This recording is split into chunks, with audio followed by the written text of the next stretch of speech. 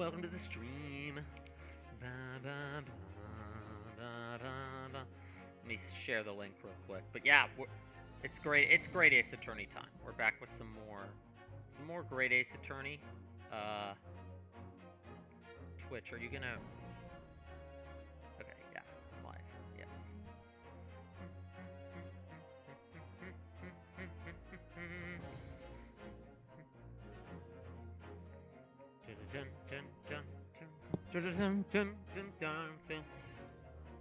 Because I want to. I'm kind of on the grind of like, I'm actually ready to finish this game. Well, you know, like work my way up to the end. I'm not going to finish it today. I'm probably not even going to finish it next stream. You know, I've still got a whole nother case after this. But I am very much in the final arc of the game. And I want to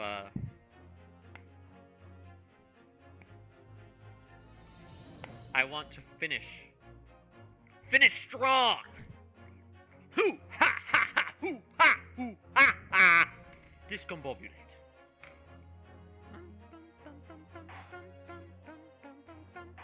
When we left off, I had a bit of a meltdown. I was not finishing strong. In fact, I was struggling because something very stupid happened in the trial that wasted a tremendous amount of my time. A noise that sounds like a gunshot could have been made with... I thought I saved it after doing this, but yeah. A noise that sounds like a gunshot could have been made with this item, but I didn't examine... So, I'm going to explain what happened last stream for those who missed it. Those who aren't here right now, and, you know, weren't here then either. Basically, this thing, what sort of a bang could it make? I have to examine the bottom of it. Have you had an idea, Mr. Naruhodo? Sorry, it's just that it's the Venus special. I was wondering what 600 pence of fireworks would sound like. Shall we find out? So we have to set it off. And that was a fairly sizable bang. It sounded almost exactly like a gunshot. So the evidence updates. Then, once the evidence is updated, I can present it here. A noise that sounds like a gunshot could have been made with this item. Why didn't the music stop? The music doesn't even stop when you get it right here. This little section sucks. Good gracious! The fireworks sold by the witness, they sound like a gunshot?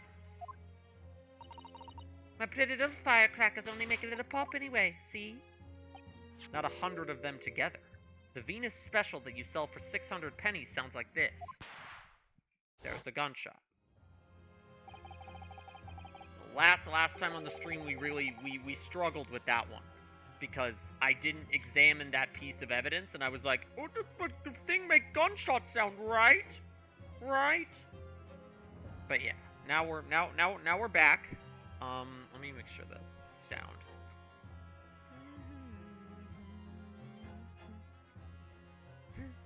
Now we're back. Yeah, I'm probably not going to go for too long. I mean, it's 9 p.m. where I am.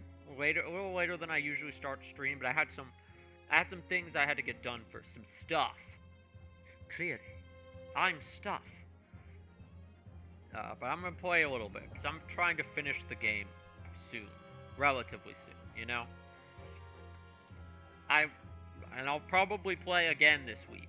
I don't know what day, but this will probably not be the only stream of this week, so. As the court can now attest, it sounds very much like a gunshot, in fact. You're trying to suggest that somebody set off one of those fireworks off at the scene? I'm suggesting that somebody knew the defendant was in the room at 5 that day, and sought to implicate him by creating a sound like a gunshot for these peddlers on Fresno Street. Objection! But even the accused himself has testified that he saw no one else in the room at the time. Whether it was a gun or a firecracker, the only person present to cause that bang was Barack von Zietz. And one whiff of a match and my firecrackers go pop. See? That's why people like him. I fear for your fingers, young lady. Kid named Finger. Recently, during my time here in Britain, I've learned of a very useful invention indeed. Something called a A time bomb. Time bomb. Time bomb. Time bomb. Good heavens! A bomb! Yes, a device. It's a time bomb! Wait, it's a time device? We read this last stream. I complained about the time bomb. Something of that nature could have been planted at the scene. A device that was able to produce the sound of a gunshot long after the culprit had left. Your extravagant claim will have to be substantiated with evidence, counsel. What proof do you have to suggest in any way that a time device was employed to create the gunshot sound? Oh, that's right. I have to find proof that the time device was set off.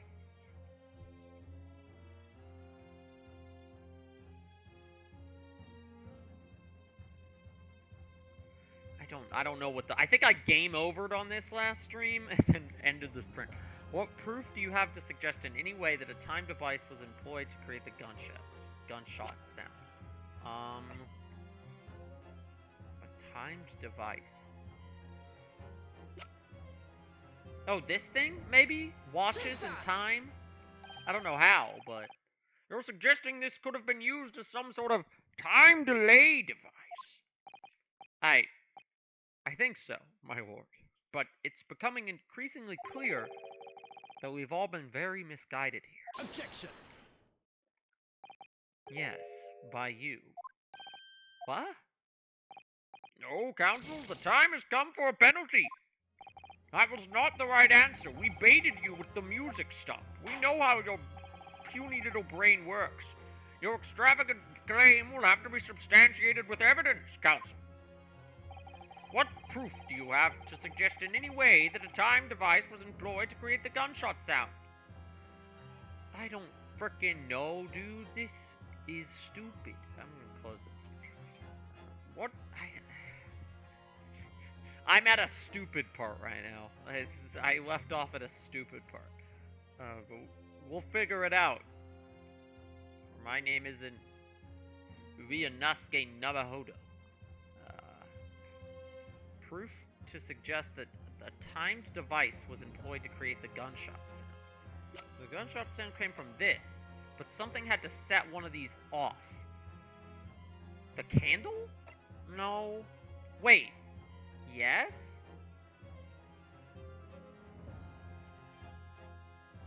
I'm gonna try it. As the court has already discussed, the tip of one of the candles in this candelabrum has been blown off. Indeed, because it was struck by the bullet, which presumably passed through the victim. I don't think that's possible. Not possible. So was this the right answer? What happened to the music cutting off when I get the right answer? It's all screwed up now. It's not doing anything. There are gunpowder scorch marks clearly visible on the broken candle. There are? Goodness, yes. But is it not the case that there was also scorching on the victim around the bullet entry wound? That's right, there was. But as we heard earlier, scorching like that only occurs when the target is in very close range, a matter of centimeters from the gun. Ah! Which means that the scorching on the candle can't possibly be the result of a gunshot. You're suggesting it came from the fireworks. How can that be, eh? I forgot about Goofy over here. How can that be, eh? The fact that there's such visible scorching on the candle suggests that the fireworks must have been right next to it when they exploded. Or to put it another way, the candle and firecrackers were joined together. Yeah, okay. So they were strung together. Got it. Culprit somehow attached the firecrackers at a point partway down the candle. After the killer had left the scene, the candle slowly burnt down along with the other two, until eventually it ignited the fuse of the firecrackers, generating a loud bang.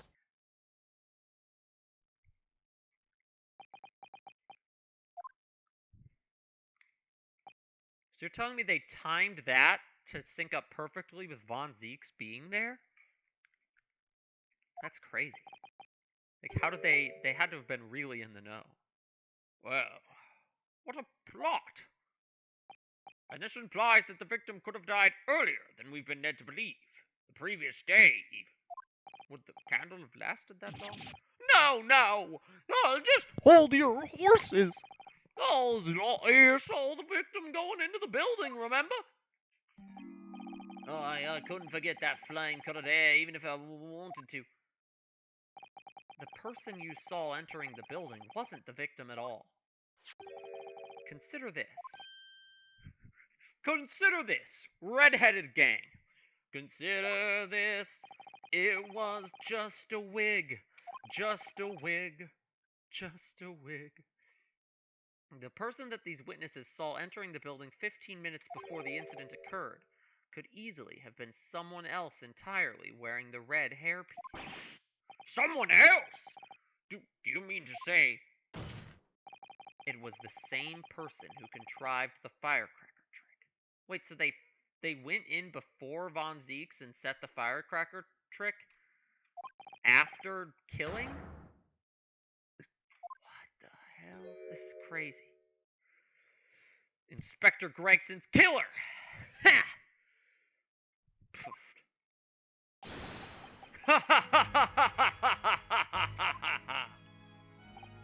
Oh, very impressive, Ryunosuke. Kazuma? I'm really quite amazed you've come this far. But after all, wasn't I the one who told you that you had all the makings of a great defense lawyer? Bum, bum, bum, bum. I also noted the lack of time of death in this report. A stark omission. But as far as I'm concerned, this whole country's justice system leaves a lot to be desired.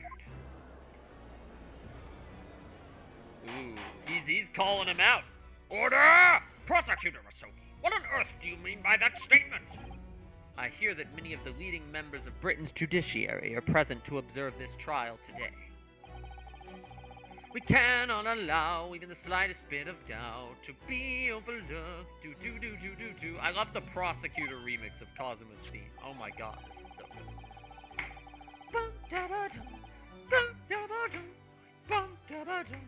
Welcome to the stream. Welcome to the stream. I have one viewer now. The defense's assertion about the time of death based on the victim's stopped watch is just conjecture.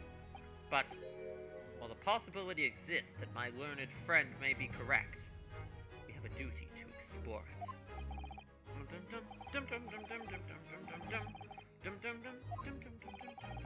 And what immediately comes to mind is, of course, what was Inspector Gregson doing, and where did he go on the day before the incident? Do you know? The inspector always carried out his investigative work alone. His movements were treated as confidential within Scotland Yard. Even within the yard. However, considering the evidence we've been presented with so far, I'd say it's fairly apparent what the case the man was pursuing. Wouldn't you, my learned friend? I do have a feeling about what case he might have been investigating. Yes, I agree, surely. My lord, the defense believes it can explain to the court the case that was being investigated by Inspector Gregson at the time of his death. The case he was investigating at the time of his death. Presidential argument. What evidence is suggestive? It's the big board, right? Take that! I can't say that I find your answer suggestive of anything in particular, other than perhaps that it is utterly wrong. It's strike time, buddy. Congratulations, Ryunosuke Naruto. You deserve a reward for that expert display. The loss of a strike. Okay, did you just draw Karuma on me, my friend? I think that there's one particular piece of evidence that really does stand out. Wait. Okay, wait, hold on. What was on the murder board? Because the murder board was all about the Reaper, so that's, I'm like, oh, he's investigating the Reaper, but maybe he was investigating the disappearance of Mr. Vigil.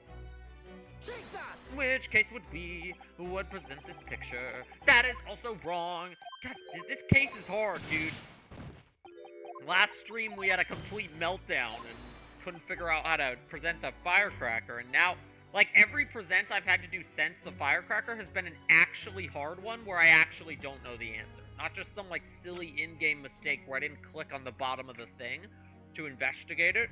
No, just, like, one I actually don't know the answer to. Maybe the wig suggests he was investigating the... No, that doesn't make sense.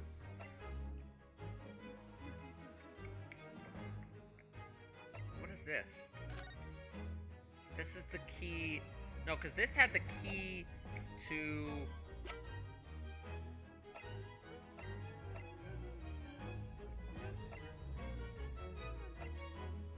Is it the red-headed gang? Take that!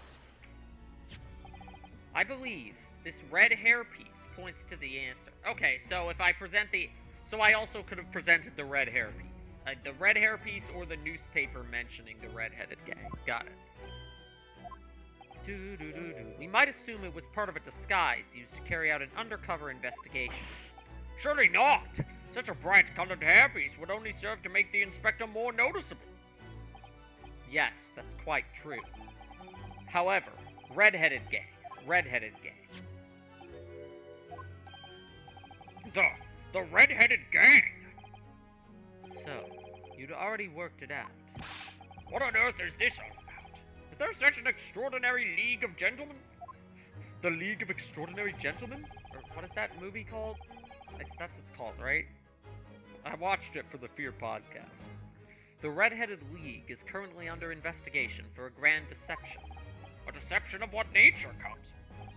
They've been targeting red-headed men across all of London and tricking them out for They've been tricking them out of small sums of money. It's a con. 2 men were arrested for the misdemeanor only yesterday, in fact. My lord, the defense calls for those 2 men to be summoned at once. Oh God, no. Not the funny French guys.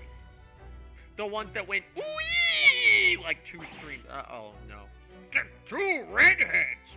A redhead in my courtroom? Why, I never.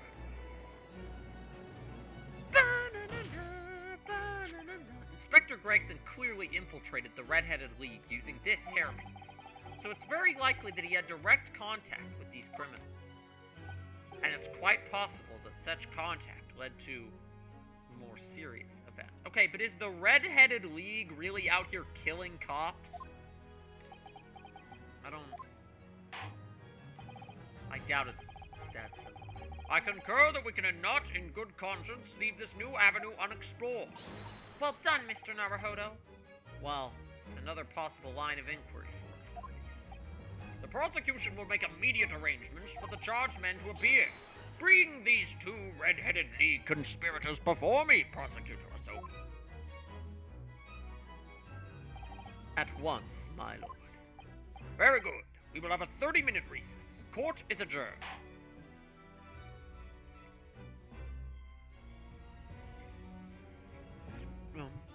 The Red-Headed League, the Red-Headed League, the Red-Headed Gang, Red-Headed Gang, Red-Headed Gang, Red-Headed Gang.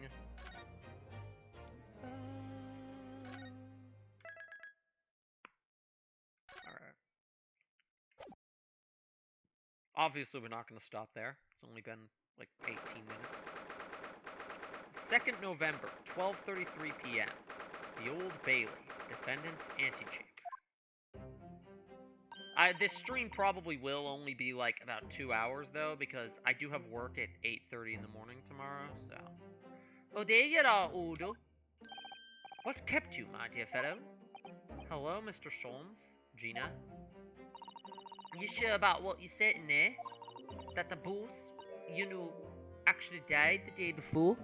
It's pretty hard to swallow. Yes, I was shocked by the revelation too, Gina. As was I! Possibly more shocked than both of you! It's not a competition, Mr. Schultz.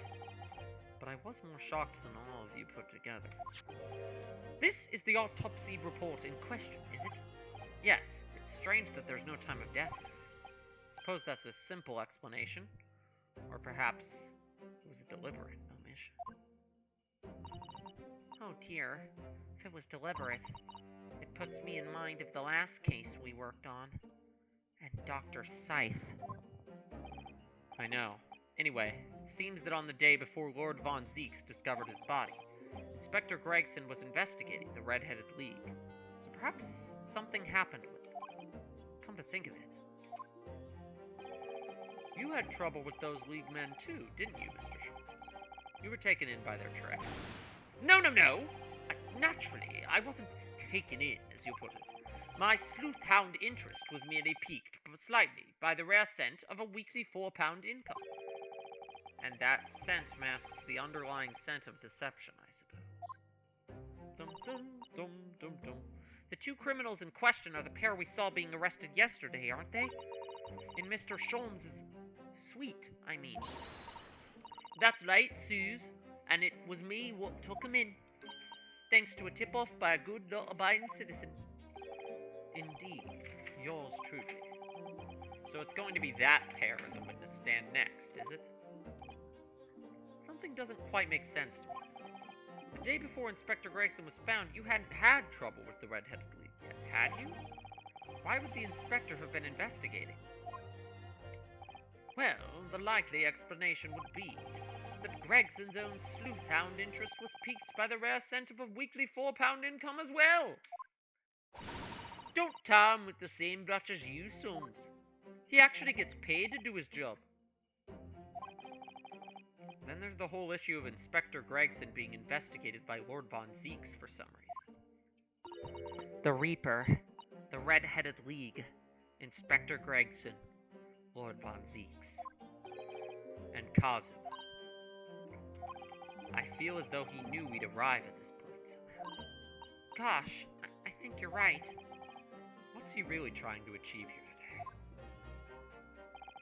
All the answers will soon be revealed. Observe the time, my dear fellow. This recess will be over very shortly. Yes, you're right. Ba-da-da-dum-bum-ba-dum. Kazuma was determined that he should be the one to prosecute this trial. And he was determined that I should take the defense. Just what is it that he's cooking? I wonder. I get the feeling we're a long way from the end of this trial yet. Definitely at least 2 streams.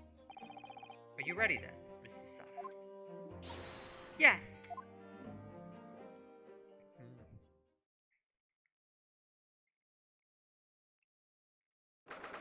2nd November, 1 p.m., the Old Bailey Court.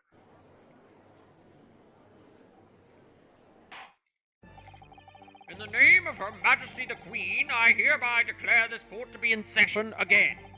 We resume the closed court hearing of Barack Von Zeeks, here present, who stands accused of murder. Now, Prosecutor Asobi. My lord. Have you summoned the witnesses as requested? Yes, the 2 members of the Red-Headed League who planned and carried out the deception. They arrived not long ago from the local prison by police carriage. Very good. Bailiff, usher the 2 men into the courtroom. Alright, so I was wondering when the funny red-headed gang stream would happen, and here we are. Oh no. These 2 men are currently being held by the police on suspicion of attempted extortion. You may omit your occupations, but state your names now for the court. I am Fabian de la Rue. De Russo? I don't know. A descendant of the great De Russo family from Nice. Nice? Oh, shoot. I don't know any of these French words. Here we go. Oh, no. They're French. Or maybe this one is French and this one is Italian? Because he's eating spaghetti and his name's Peppino? Oh, God. And my name is Peppino de Rossi. I am the 3rd son of the great Familia de Rossi, the landowners from Napoli. Okay, so you're Italian and you're French. Oh God. Funny accents return. The 2 men first became acquainted at a boarding school for European nobility. Those who graduate from Temsic are the future leaders of Europe. But do you have any idea how boring it is to be born with noble blood? Alors, I make it my mission to get the better of the world by employing the little grey cells of my brain.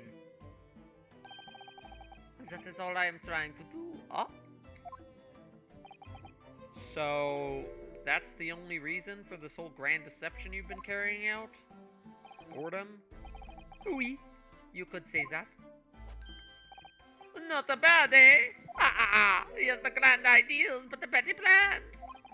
This strange combination is at the charm of the hilarious brothers. We already had Mario and Luigi, dude, in the first game. Why are these guys here? See, Capo? Oui. Listen to me, Peppino. I have two things to say to you. Eh? Che? Are you about to tell me one of your grandi antidotes? Evviva! I don't. These two are painful.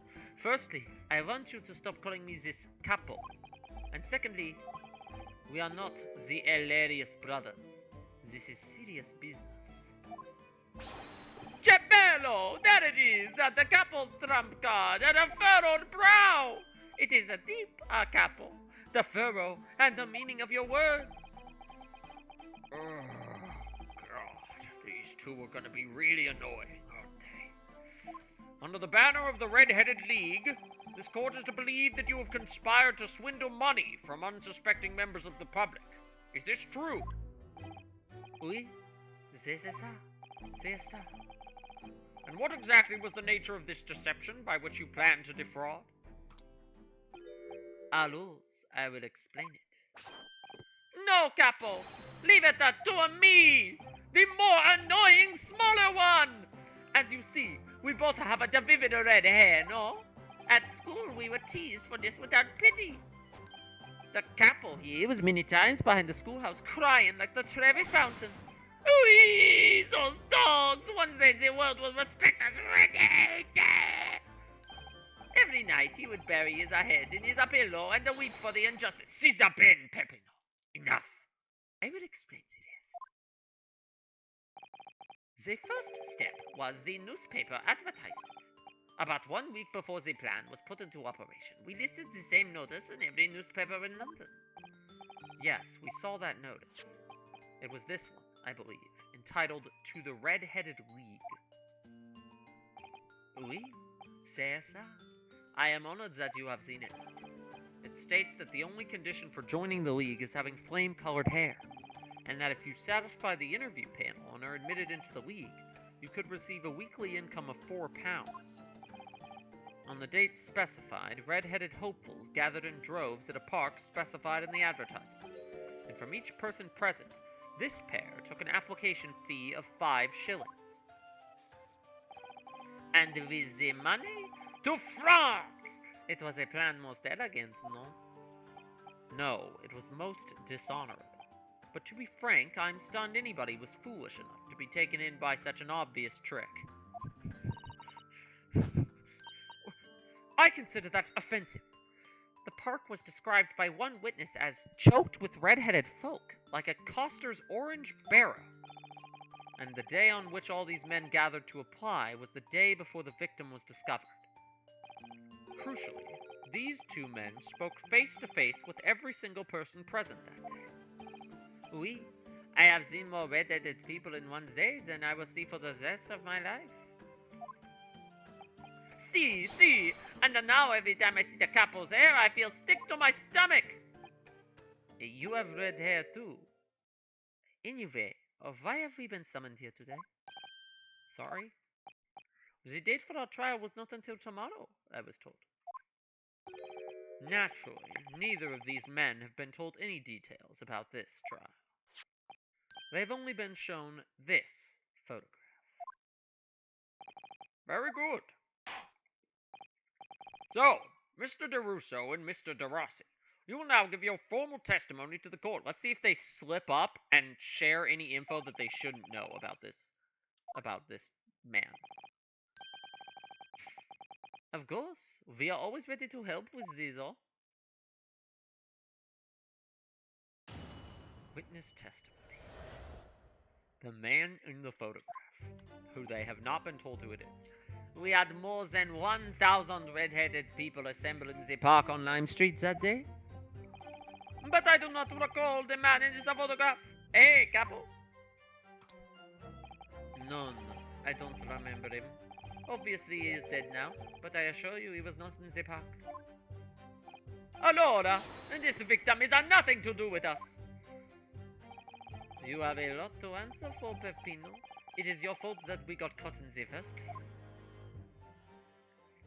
Great freaking testimony. Oh god, these guys are getting to the bottom of whatever this is gonna be a lot. You've given sworn testimony that this man in the photograph was not present. Can you be certain? Oui, oui. I am quite certain. We did not interview this man. Nobody are looking like a this that came to the park. This I can promise. He does a Super Mario jump every 5 seconds. This is. It must be noted that you have been arrested for a grand deception, however. Accordingly, this court has little confidence in your assurances. Uffa! With this attitude, we get to nowhere, eh? He's really a sulking now.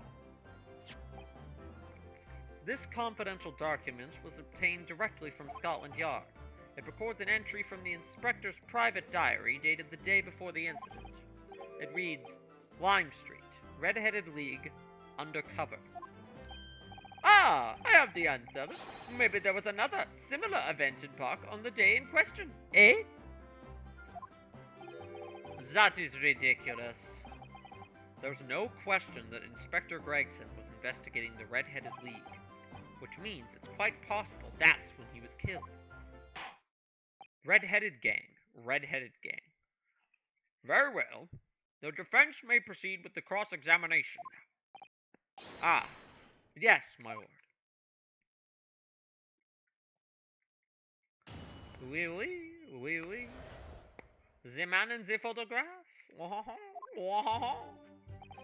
We had more than 1,000 red-headed people assembled in the park on Lime Street that day. I call the man in this photograph. Alright, let's start pressing these idiots. 1,000 people? That's a very big crowd. It was quite a spectacle. Redheads had come from all over the capital. See, the capo here, he has the magnetismo animale, eh? Nobody else could attract us so many people. If I could be born again, I would be the capo. All those people wanted was the money, Peppino. The £4 per week. Are you suggesting that you spoke personally with all 1,000 applicants? Oui, that we did. Because every one of them paid us 5 shillings. Oh, we take out their names, and we take out their money, and then we take out their addresses as well. And then I tell them we'll take us some days to let them know by a post finito, maybe 2 minutes a person. We start early in the morning and we stop late at night. So you earned 5,000 shillings in one day. That's a small fortune. Who'd have thought there were 1,000 such gullible redheads in London to start with? One of whom was a great detective with chemically altered hair. But I don't recall the man in this photograph, eh, Capo? No, I do not remember him, and obviously he is dead now, but I assure you he was not in the park. Hold it! How do you know he was dead? I mean, I guess the picture makes pretty obvious, but according to what you said, you spoke with 1,000 or more people that day. Oui, that's true. My eyes were burning by the end of the day. Surely then you can't actually remember every single face. How are you so certain that this particular man wasn't present? Normally, the red hair is very distinctive, eh? But when you have a... that is an eyesore! But if there was some other information you could give us, then maybe we would recall. That is not the line, Peppino. Remember, we do not remember him. We are sure of that fact. Well, this is blatantly suspicious. If there was a man with a red hairpiece, but his mustache did not match the color, then I do not think I could have forgotten him. Kazuma said these two had only been shown that photograph and they'd been told nothing else at all. But what if I just fed them one other detail about the victim? For example, the pretzels! I can certainly appreciate that just knowing the man had red hair wouldn't help you remember in this situation. But what if I told you the man was always munching on a packet of fish and chips? Do you remember a man who was eating incessantly? Not really. I was only looking at the heads of the applicants. I wouldn't notice the fish and chips any more than the caviar and smoked salmon. Oh, the spaghetti! Me, I love it, the spaghetti! God damn it. Really? I had no idea. It's not like you brought it to the courtroom or anything. Tell them again what you said before, baby. Si, capo, si. I say it again and again. What? Ooh. Allora, this victim is nothing to do with us. But we only have your word for that. Si, but what else can we do, huh? True. Uffa, we are not having much fun these days. First we are arrested, then we are shown the horrible picture of a dead man, and now you question every single thing we say. We are the victims here. Aye, Capo. No, you were caught carrying out a plot to swindle hundreds of innocent people. You ought to bring that up, eh? It's not fair. Aye, Capo. De Rossi and De Russo.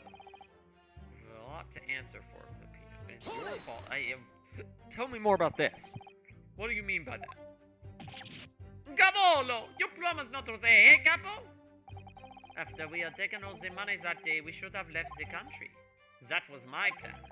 I left the purchasing of the tickets for the ferry to Dunkirk to my companion here. But he bought them for the wrong day. Oops. See, but it's an easy mistake to make. The 1st, the 31st. Oof, I have no sympathy for you. We were an all day late for the boat because of your stupidity. And it's only because of this that so-called great detective caught us. Capo, you know what I think? This is the work of God. Is a only punishment, I must say. Peppino, for the last time. This is not only punishment. This is only your fault. Ah! Don't blame God for your unholy mistakes. Why does that line weirdly go hard?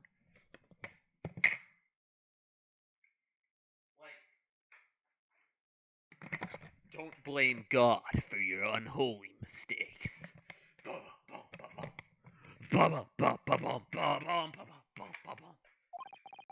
You are making me sick with anger. Maybe I make a mistake, huh? But when it's time to eat the pasta, no one is fast. God, these characters are so stupid. They haven't told us much we didn't already know. What do you think, Mr. Naruhodo?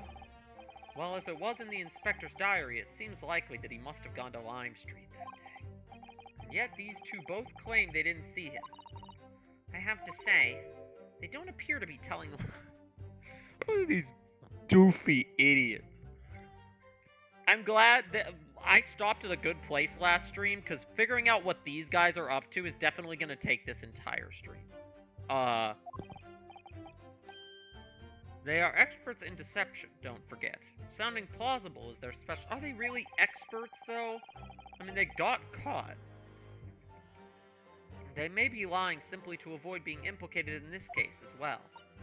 Surely if they were truly experts in deception, they wouldn't have been... Yeah. It seems to me like we need more information. Maybe we can press them with, like, giving them... Because we had 3 options of information to give him. Hold it! I didn't press this one. He doesn't look at all familiar? No, I don't think so. And this is a wig, eh? He was trying to trick us. I do not like the people who are trying to trick other people. Says the con artist. If between them they interviewed 1,000 people with red hair, it would be unreasonable to expect them to remember every face. No, no, senor. I may be small, but my memory is very large. I never forget a thing. In my opinion, I do not think this man was at the park. But he's not going to give the court a definite, it seems. Ah, Capo, you didn't see a man like this, eh? I don't remember him. Obviously, he is dead now. Allora, this victim is nothing to do with us. Okay, wait. This one had a. Let's give him a little more information. Hold it! And the chips didn't really do anything, but we could try some of the other. We could try some of the other options.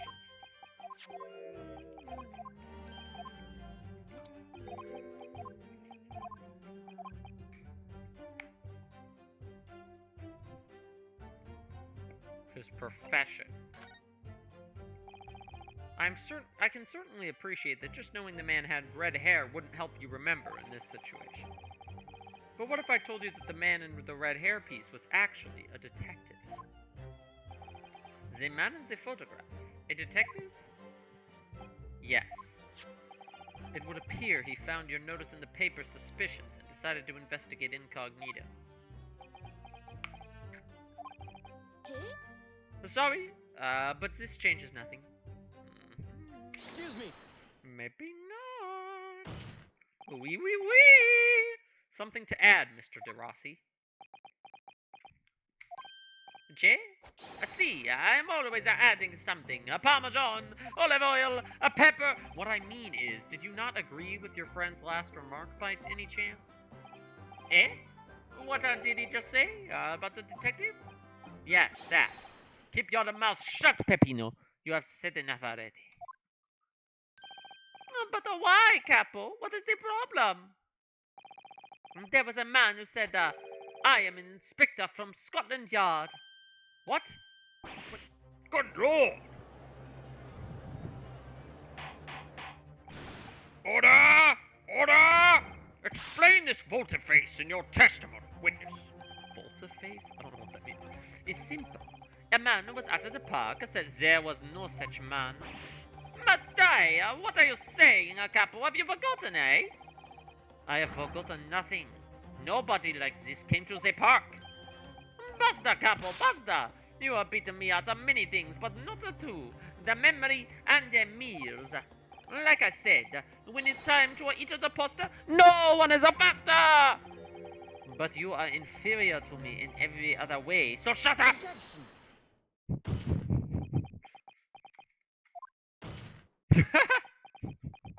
We're both like, cut the shit. Interrupted. The damage is done. Indeed it is, sir.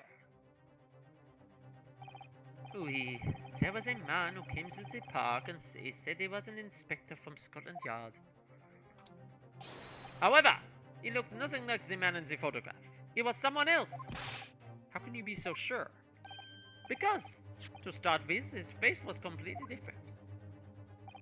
See, it's true. The man who came was a younger. His face was clean-shaven, his eyes were sadder, his chin was thinner. No resemblance whatsoever, then. Anyway, I was not going to be fooled. I took the obvious precaution and said to him, if you are really a detective, show us the proof. See, the capo here, he doesn't take a no-nonsense, eh? But he was well prepared. He said he had an identification. Identification? You mean official police inspector's identification? That is most unconvincing. Sorry, my lord. Sorry, my lord? Counsel, no incognito officer would offer his identification for... Yeah, this doesn't make sense. This clearly isn't Gregson, because why would he, like, be telling them all this?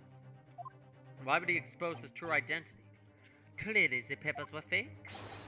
Certo, Capo, you are a genius! Okay, so if this clearly isn't Gregson, why was he trying to, like, avoid revealing this information?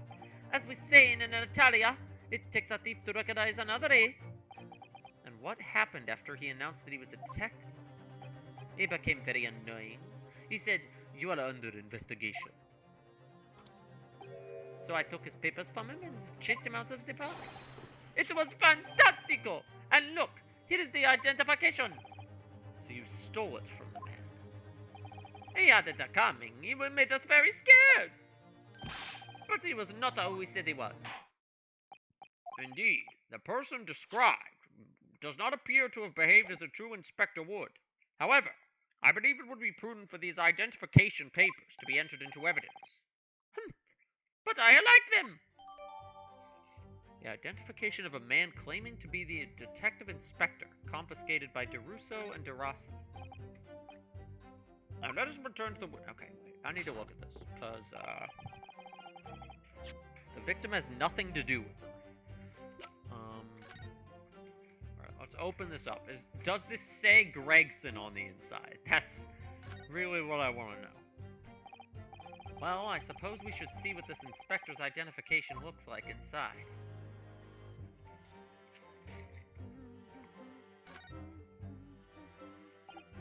Yes, it definitely looks fake, doesn't it? Out of interest, what name is given? Probably just something plucked out of air. It's...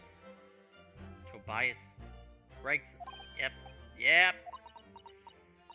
The Scotland Yard insignia looks genuine to me. But how? And the department and identification number details are all correct as well. Since when have you known those? Do you mean to say... I know it seems incredible, but yes. I think this is a genuine identification book issued by Scotland Yard. But that's unbelievable. It's Gregson's. Yep. Okay, so now there's a connecting... Well, is there though? Because they showed him a photo. Like, we haven't told them this guy's name yet, is the thing. So I don't know if this actually is presentable, because they don't know the dude's name.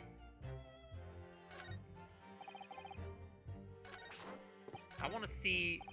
Can I press you and give you the name and see what you'll say in reaction to the name? Because in theory, you should have seen the name on the identification thing, so if you act like you don't know the name...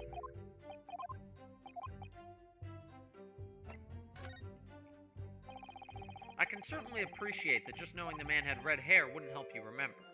What if I told you this man's name was Gregson? The man in the photograph is a Monsieur Gregson?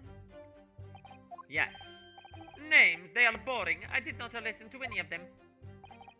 Oh. It was not a real interviewer. It was just for show. Why would I remember the names? That's right. This changes nothing.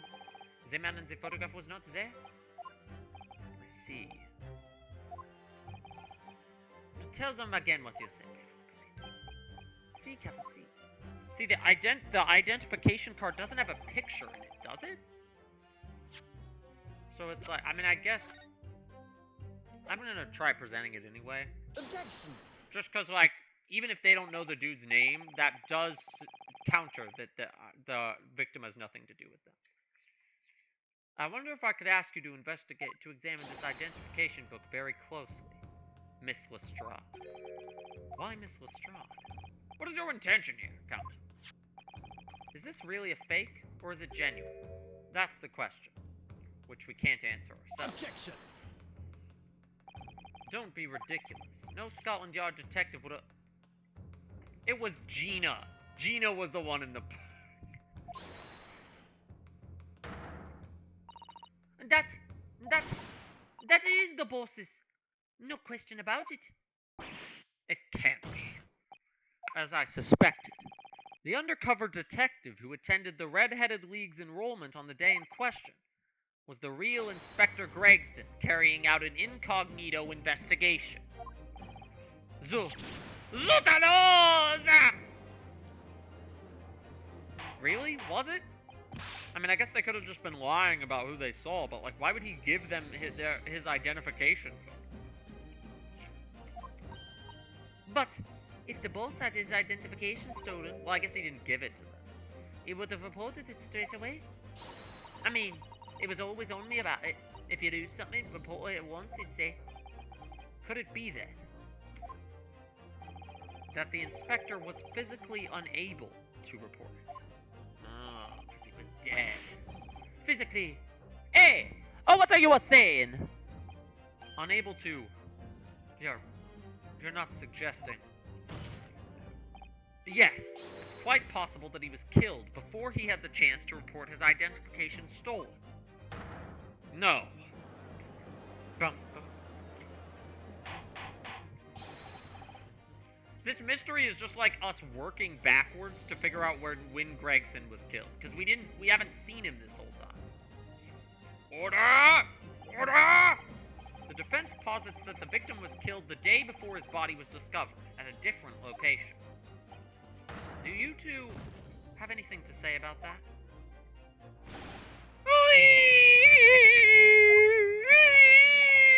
I know nothing!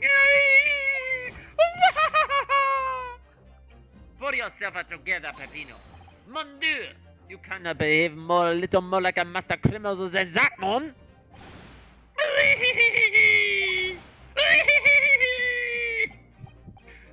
Stop crying, Peppino. Please. Otherwise,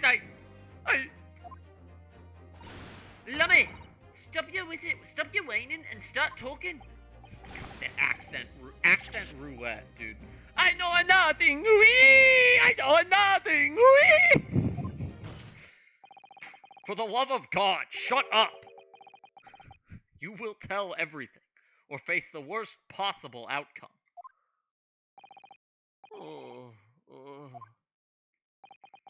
You will dry your eyes and testify again about these identification papers and the precise circumstances under which you came by them. I don't want to do that anymore. For crying out loud.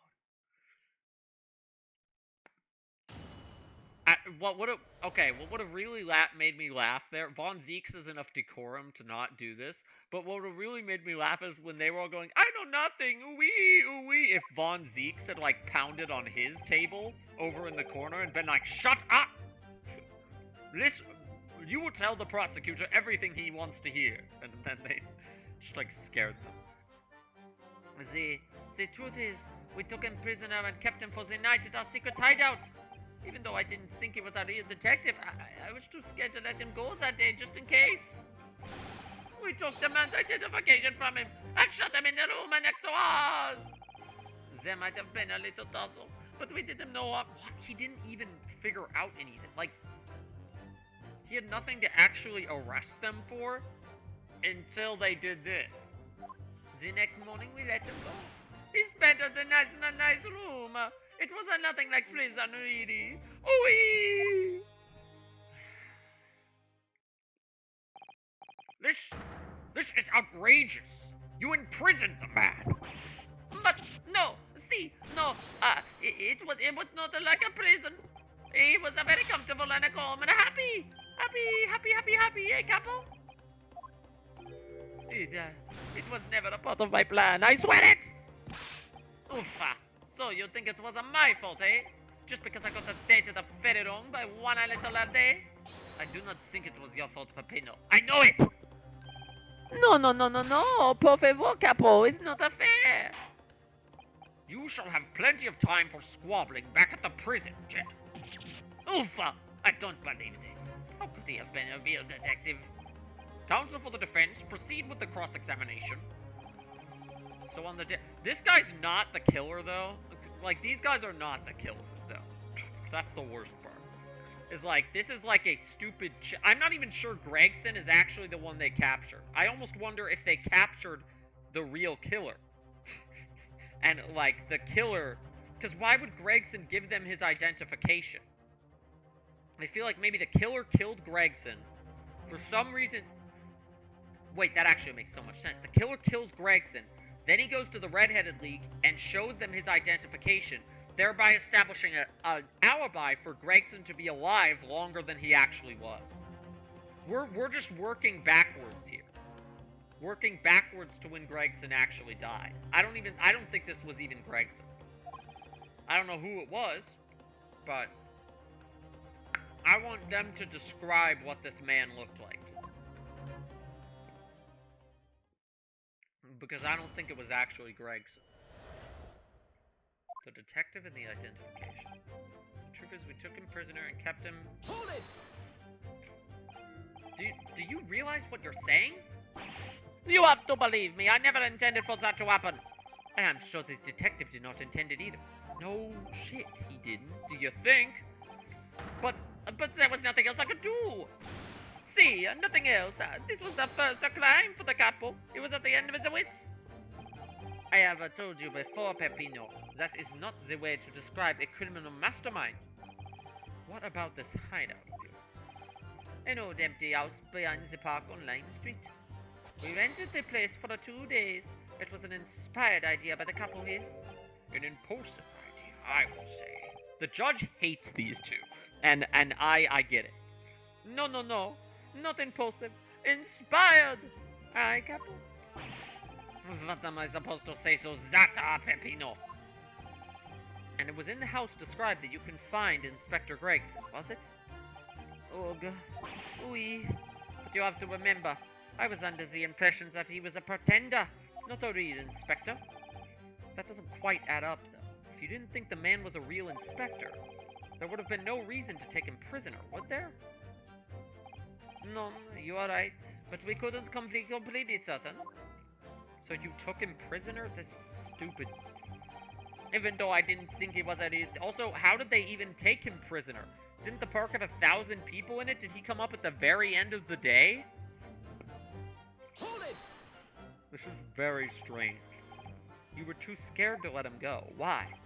Because when they come to the park, we didn't know. There was a chance that he'd seen through my plan. Miss me? Jack! I'm talking to the funny redheaded gang. Redheaded gang. Redheaded gang. These two characters are, a lot. If that was the case, he would go straight to the police station to blow the whistle on us. Even if he was just a feigning to be an inspector, he was up to no good, huh? Making trouble in the neighborhood. I think most people would agree that it's you two who were up to no good, making trouble in the neighborhood. Well, let's see, you may be right, eh, Captain? No, bad, no bad, Jack, Jack. This is a good case. This is a serious case. Clearly, because these two are very serious characters. The point is, we were not able to escape from England immediately. That is why we had no choice but to take the man prisoner. What I don't understand is why the inspector felt the need to show you his identification in the first place. See, I asked myself the same question. French, Italian, they're all doing accents. I'm in hell. We were writing down the names and addresses of all the people who we took 5 shillings from that day. I have forgotten what the name he said, but the address, it startled me. See, address Scotland Yard, the homicide division, he said. What? They probably didn't like your face, Peppino. Anyway, I was not rude, I just politely asked him why he said it. And that's when he started to say, oh, he was an inspector. Not long after. Why would his address be Scotland Yard? What? Not long afterwards, he took out his identification. What was Inspector Greg? This was not Gregson. This was the killer or somebody who stole Gregson's ID from him off of his body. Like, I think Gregson was already dead by this point. I think this whole case is just slowly working backwards until we figure out when, just slowly following a trail back to Gregson's death. Tell the court what happened next. You took him back to your hideout, you say? See, we did. Wee! It was Old Bag. Ah! Bitch, what? We took the man's identification from him and shut him in the room next to ours. That being this identification book here, correct? See, that is the one. Now that's the one. What made you believe that it was a forgery? I never seen a real one, of course.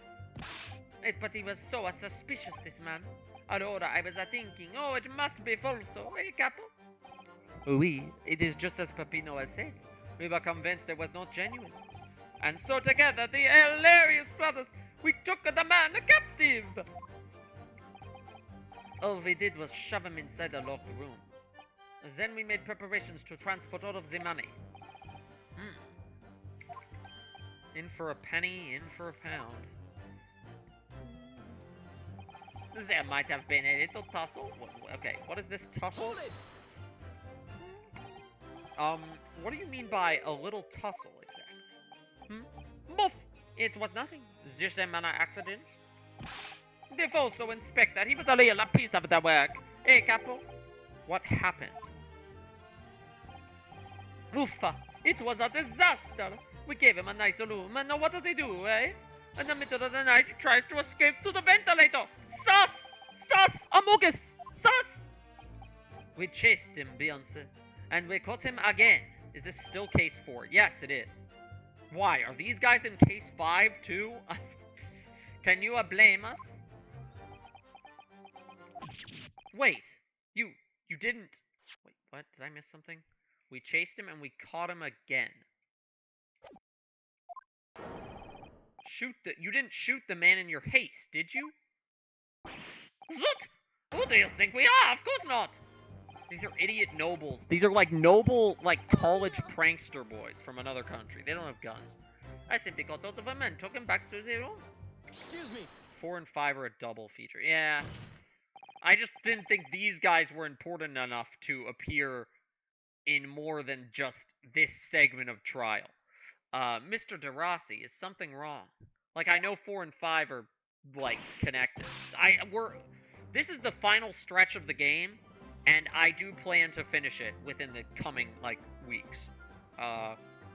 Like, this is my priority as far as, like, long-running stream playthroughs I've been doing, is finishing this. Because I've got some other, like, visual novel, like, story-based style games in the pipeline that I want to play, but I do want to finish this first, because I'm very much in the end game of the story. Something Mr. Russo said just seemed to make you, well, it seemed to make you act even more strangely than usual. What was that all about? Cavolo! At times like that, you don't want to have the capo after you, believe me? And I speak from a personal experience. Personal experience, and it is good. Yeah, this is a good double. This is juicy and good so far. And I see no reason to arbitrarily put it down for 3 months. That is enough, Pepino. There is no need to say more. The truth is, the night before we put the Red-Headed League plan into action, I was scared. It was not fair to the capo, but I tried to run away.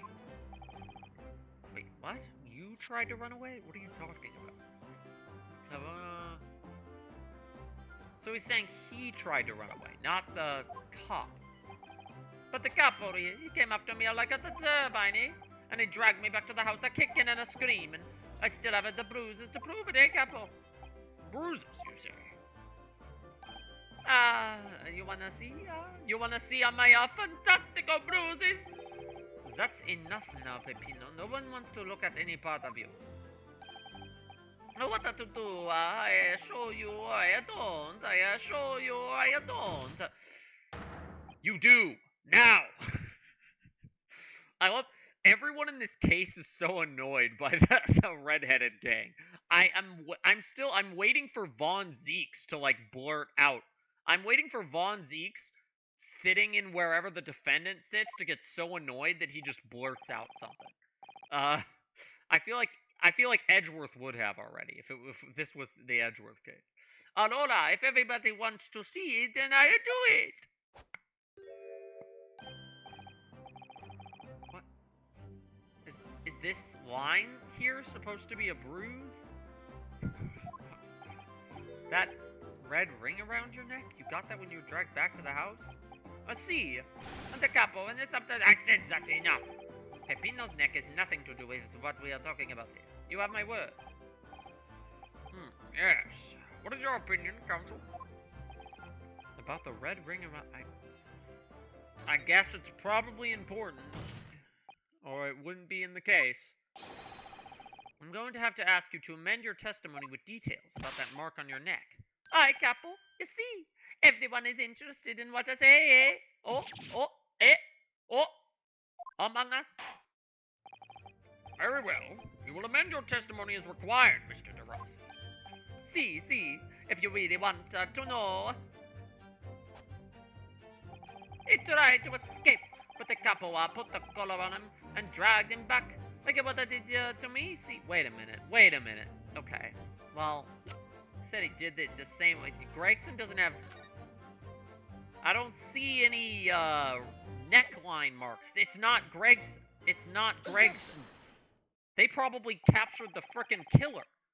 So the day before his body was discovered, Inspector Gregson was taken prisoner while working incognito. No, it was not like that. It was hiding a prison. It was an invitation to stay. It was home only. Okay, shut up. Shut up. However you describe it, there's one glaring inconsistency that remains. What inconsistency is this, counsel? I would ask the court to look closely at this photograph. Look at this photograph. His neck doesn't have any scratch.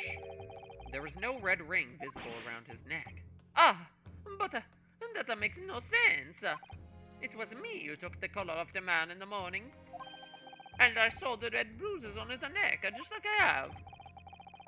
Given that the mark is still clearly visible on this witness's neck, we'd expect to see bruising on the victim, who was put in the collar more recently than Mr. DeRossi. Indeed. That is most peculiar. Heyo! Everybody's here! All 3 of my regular viewers. But what I will tell you, we say this from the beginning many times. Ooey! Ooey! Annoying. You got here just in time to see the annoying Frenchman and the annoying Italian man. Redheaded gay. Redheaded gay. Oui, Peppino is right. The man in the photograph. I'm changing the stream title to Redheaded Gang.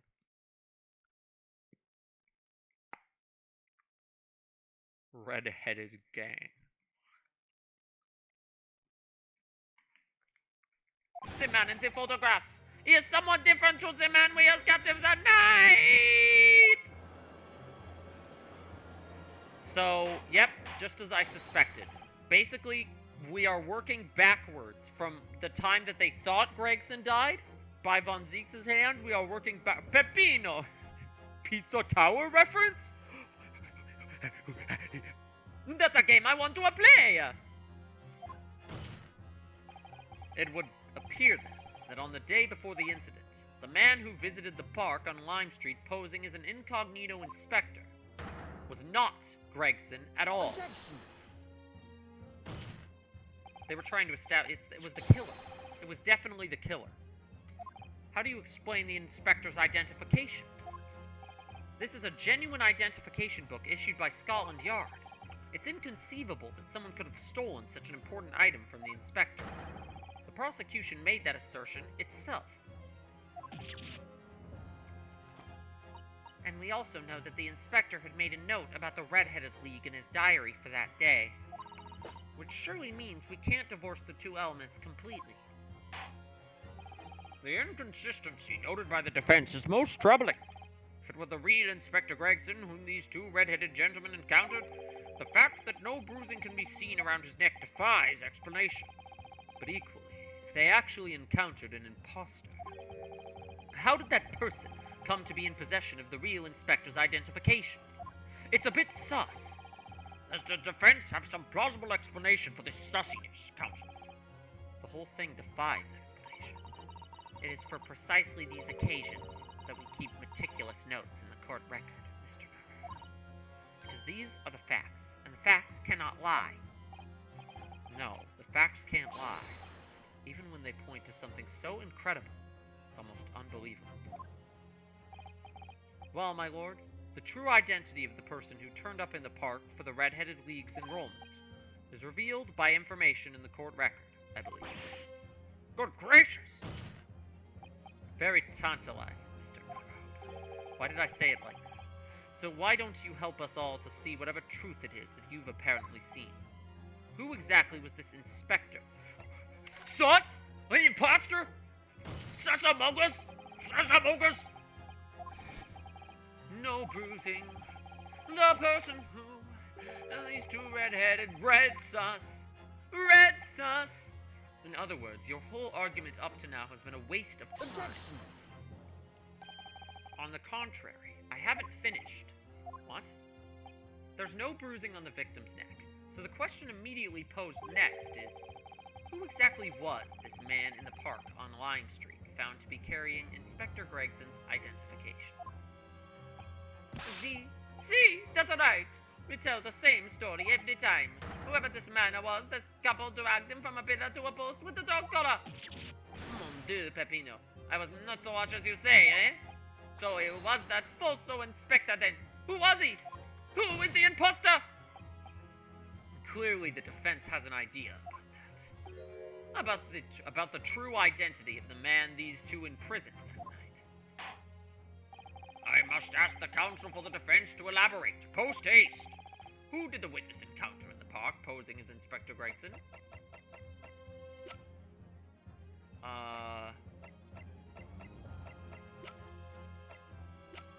Well, there's no icon for the killer.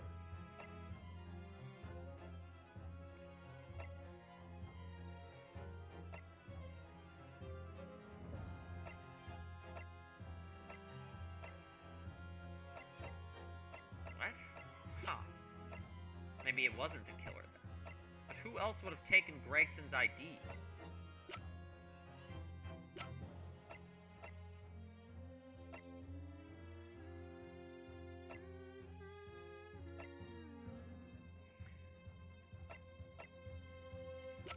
Von Zeeks, maybe? Because Von Zeeks was following him around? I thought maybe it was the killer trying to create, like, an alibi, but... I mean, the killer's not... Maybe the killer is in my person's log, but I wouldn't know who they are yet. They said someone younger, though. It's Von Zeeks... I guess Von Zeeks is younger than Gregson. Let's try it. It's surely no secret. This is the identity of the imposter. Oh, really? On what grounds?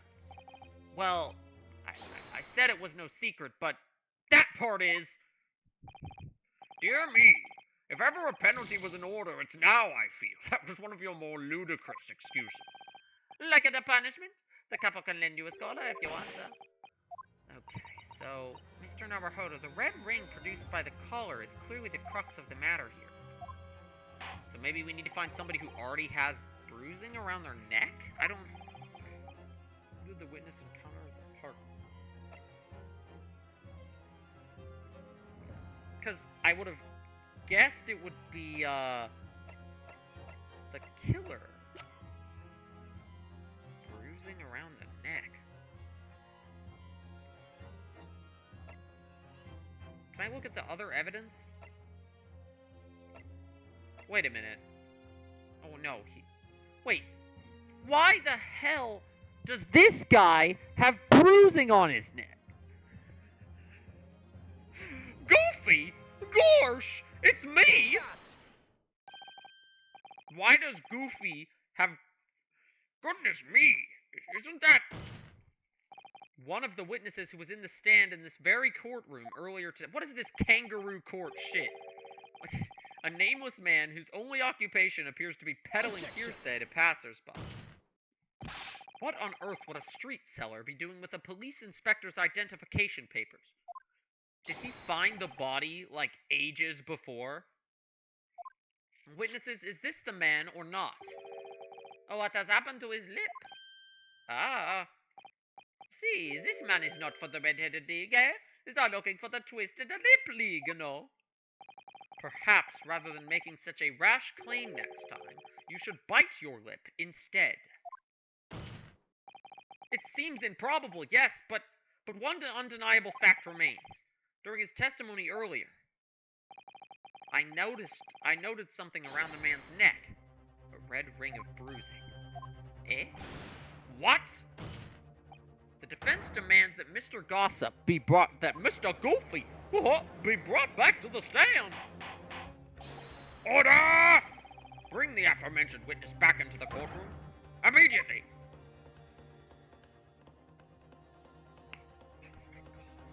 It's real! This just... What? Well, I never... An undeniable ring of bruising indeed. And identical to that of the witness beside him. Oh, now what's going on here, eh? Oh, I've always had this, me. It's a birthmark, ain't it? A birthmark, you say? I assume the reason you've been recalled to the stand has been explained to you? Why, something about an inspector again. But I'm telling you, you've got it all wrong as usual. You're denying all knowledge of it? Well, of course I am. Are you trying to kill me with all this nonsense? Gorsh! Well, at least you'll have more stories to peddle back on Fresno Street, won't you? Now, we're going to need you to testify again. And you, Mr. DeRusso and DeRossi, I'm sure you'll cooperate, won't you? Do we have any choice? We are in a big trouble, eh, Capo? We are the most unreliable freaking witnesses for this case. Like, the subject's very serious. It's like, oh, Von Zeeks maybe killed Gregson. And then all the witnesses are like, oh, gosh, we, and it's like, okay, what the, it's like, what's going on? That's quite enough dilatory chatter. Proceed with the testimony. No more cartoon sound effects.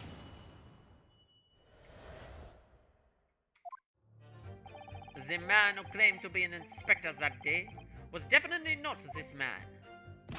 Is it right to see? You think we would forget this grand lips or what? Oh? Oh, I never leave Fresno Street, alright? I've no interest in any red-headed gang. I'm all alone in the world, me. I've no kinfolk or nothing. Why would I be involved in something like that? Just look at me, eh? Does it look like I could carry off a disguise with a face like this?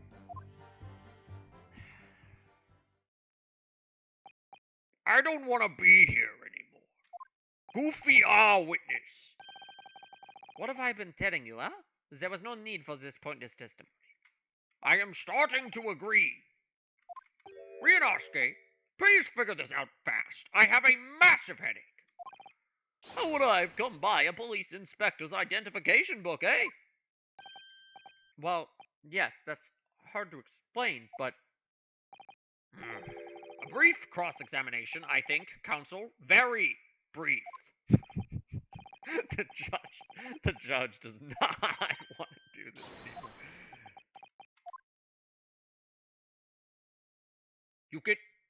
You get 2 minutes to question them, and then we're moving on. This is stupid.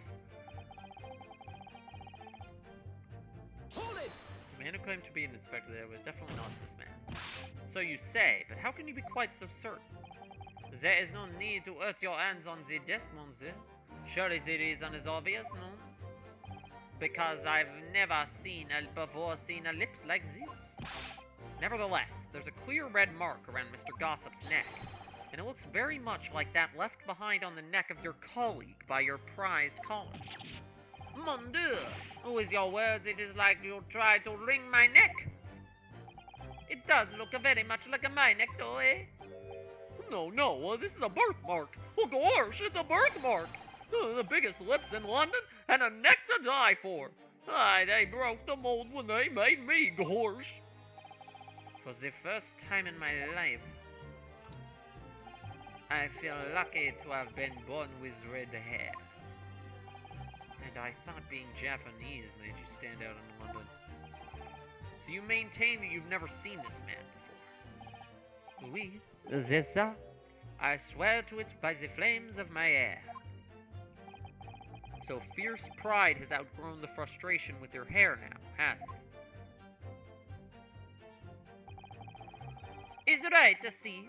You think we would have forget these grand lips, huh? I really thought it was just the killer that they captured, and that was what we were gonna have to find the killer. And for a second there, I was like, oh, we're about to leave trial when we got the "this isn't Gregson" moment, and now we're talking to goofy witness again. So I don't know what's going on anymore. Hold it! So you'd heard of the Red-Headed League, had you? The Red-Headed Gang. Red-Headed Gang. You don't get a name like Gossip for nothing, eh? It's my business to know what's going off in town. I sold that tasty tidbit to a fair few redheads that came past me. Just between those, I even got sandwiched to cough up for it. Well, he does have a very red nose, if that counts. Who knows? But as you can see, my own hair's not got a hint of red in it. And in any case, Fresno Street's my patch. You won't catch me settling off to some other part of town. No, sir, not likely. Excuse me. He settled off to some other part of town. Mr. DeRusso. Oh, can I help you? Did Mr. Gossip's words just now lead you to remember something relevant, perhaps? It was the other day when I was looking for a place near the park. A small house or something. To be the headquarters of your red-headed league. Yes. I visited an housing agent on Lime Street, and there I saw him. This man was paying money to the agent. What? Oh, of course! Oui. He had some kind of contract in his hand, and they were clearly discussing terms. Oh, but no, you're mistaken, chum. I've never left Fresno Street like me. Of course. Like I said before, you've mistaken me for somebody else. Of course, there's someone with the same face. No, the capo is right. I remember it too. He was paying the man with the banknotes. With notes? Like I said, that wasn't me. Of course. I was curious why this a man with the dirty clothes had so much money. So I looked at the name on the papers. And what name was written? Mr. Gossip? No. This a man, he lies. He tells you that he has a new name. But in fact, his name is Hugh Boone. Hugh Boone? Oh, that, I don't remember. He's Hugh Boone? He's the guy who owns the apartment that Gregson was found dead in. What? Oh no, dude. What the hell? No! Gosh!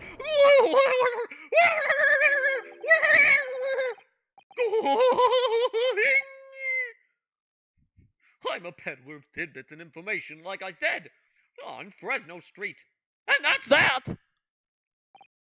Well, I don't much like folks talking about my personal life. I said no more goofy cartoon sound effects. But it is not the intention of the court to invade the privacy of witnesses. Very well, I shall respect your wishes, sir. The aforementioned name shall be redacted from all court records of this trial. Assuming no objections? Yeah, we're objecting to that, because it's relevant. I'm sorry, my lord, but the defense does object. Because the name just mentioned has a very deep significance to this case. Good gracious! Do you similarly object, Prosecutor Asogi? As it happens, my lord, that particular name has already been mentioned during today's proceeding. But I never! I definitely forgot! Hugh Boone. The name of the leaseholder of the room. Let me put this very simply. The victim's body was discovered in your rented... I'm surprised they didn't make me present anything to figure that out. I guess I don't have any evidence that actually says his name.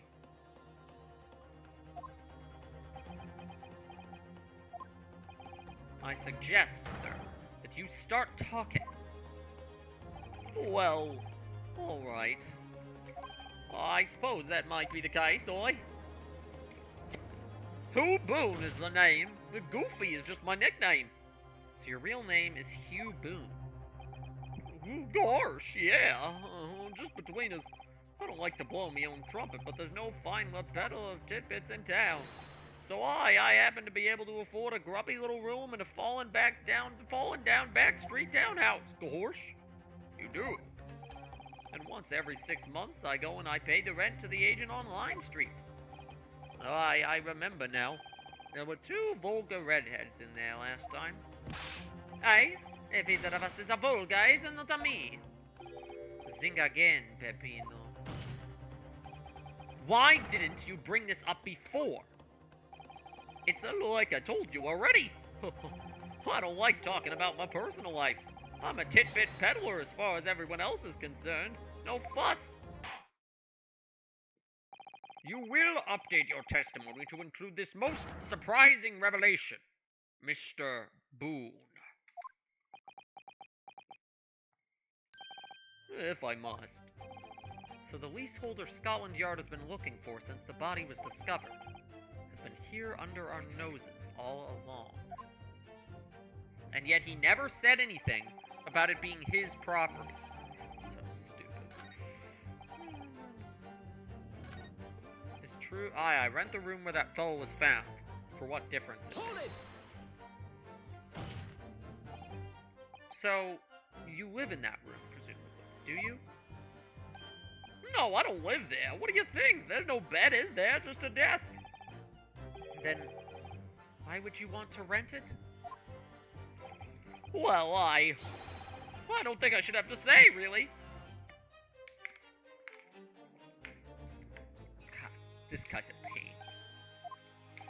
Then how about the notice board in there? Which was covered from top to bottom in confidential documents only the police should have had access to. No, that board's not mine. The inspector must have brought it along. It's only the other bits and bobs that belong to me, the desk and the chair and all that. And the desk and the chair and the photo of a young Mrs. Vigil? Oh no, what is this guy? This guy's connected to everything. People don't generally carry enormous notice boards around with them. Hold on.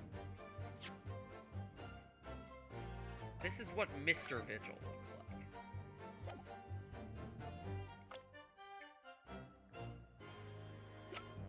And this is what Goofy Ah Guy looks like. Okay, this is Goofy Ah Guy. This is Daily Vigil. Goofy Ah Guy. Daily Vigil. Goofy Ah Guy. Daily Vigil.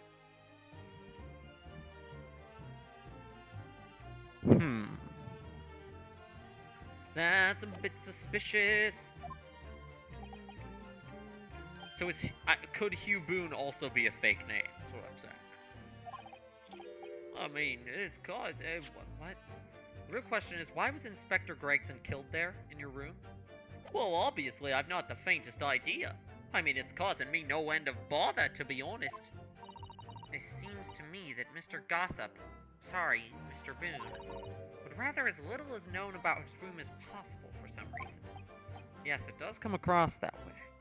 More importantly, knowing that the scene of the crime is actually his room completely changes things. In particular, there's one part of his testimony that's really bothering me. What is that one part? I guess I see it. I'm all alone in the world. I've no kinfolk or nothing. Ah. Who's this then? Objection! If you have no kinfolk, as you put it, then explain why it is that among the sparse furnishings we found this photograph in the room. Ah! I presume, as you've been renting the room, that this photograph belongs to you, does it not? Oh, well... Mr. Boone, drop the pretense and tell the court exactly who you really are. Oh my god. It is Daily Vigil. Somebody roughed him up, and he looked like this, and then somebody beat him up, and now he looks like this. Well, I don't know what you mean. I'm a peddler. I keep telling you so. You really don't need to bother with me. Please, just leave it alone. As the man says, leave it alone. Whatever the truth is about this man's life, it has no bearing on this case. Because it's simply not possible that he impersonated Inspector Gregson. Objection! How can you be so sure? Because just look at the man. No amount of disguise could ever hide those unmissable features. But what if we were to look at this the other way around? What do you mean? Yes, Counsel, what do you mean? Well, there's no denying that Mr. Boone's lip is very prominent indeed. But consider the possibility that his prominent lip is itself part of an elaborate disguise. then hiding that prominent feature, in other words, revealing his true face, would make an utterly impenetrable disguise. Wouldn't you agree, Mr. Hugh Boone? I thought he was about to say Mr. Daily Vigil there, because that's clearly who he is. Good! Witness, are you still hiding the truth from this court? I want to go home soon. Please stop doing this shit. If that's a disguise, then underneath it, his true identity must be... Yes, that's right. There's really only one person who he could really be. Then tell us, counsel, please. I have a casserole waiting at home. I'm tired of being here. No, please, no! Gosh! Gosh! What is the true identity of this peddler who goes simply by the name of Gossip on the street? Daily Vigil. Your real name is Mr. Vigil, isn't it? Mr. Daily Vigil. I don't recall that name, Counsel. Who is this Mr. Vigil? It's a name I encountered yesterday. It has to do with a certain client of Mr. Herlock Sholmes. The young gentlewoman came to the detective, asking him to locate her missing husband. The woman in this photograph, in fact, this is Mrs. Vigil. What? From what I understand, you haven't returned home since the night before the inspector was found dead. Whoa. But of course, on that night, you were being held captive by the two red-headed League men. And last night, you were put up by the prosecution service in preparation for testifying in this trial. Because we'd been led to believe that you, Miss Venus, and Mr. Sandwich were all homeless. Being important witnesses in this case, we needed to know where we could find you, of course. And that explains why you've not only been unable to return home, but also unable to contact your wife, who's been beside herself with worry, waiting for you at the Vigil residence. Now, just you hold on a minute. I don't have the first idea what I'm talking about. Really? It's a simple enough matter to confirm my suspicions. All we have to do is pull off that disguise. No! Please! Bailiff, bring soap, a sponge, and a washbowl at once. Remove that man's lips, now! Mr. DeRusso and Mr. DeRossi, you will restrain the witness. Oui, my lord. Si, my lord. God, what is happening? Ah! No, stop! No, stop! Get off! The wrong voice! I'm doing the wrong voice! Don't! It was a fake voice anyway. God dang it.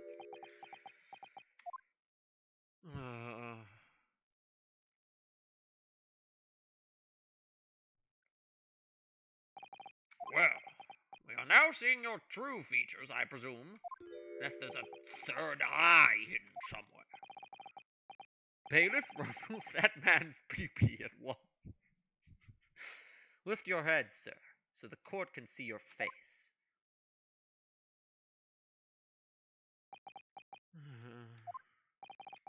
It would appear the defense counsel's assertion was entirely correct. This has all been a very elaborate deception. So, witnesses, tell the court, have you seen this man before? I don't believe it, but... See, there is no question. This is the inspector. Extraordinary.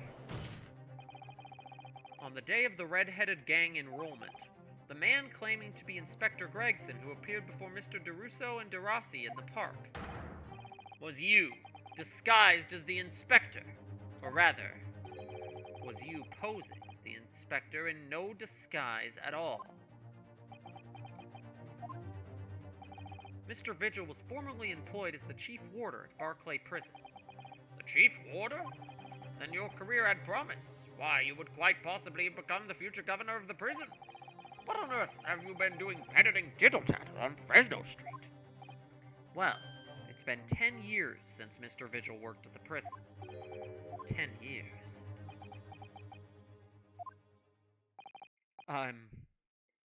I'm really dreadfully sorry about all of this. Yes, it's true. I am daily vigil. And you were the chief warder at Barclay Prison 10 years ago? So where did Mr. Hugh Boone come from? Boone is the other me. It's a name I invented. Well, evidently there is a great deal under the surface here. I'll explain everything. I'll tell you just how wretched my life has become.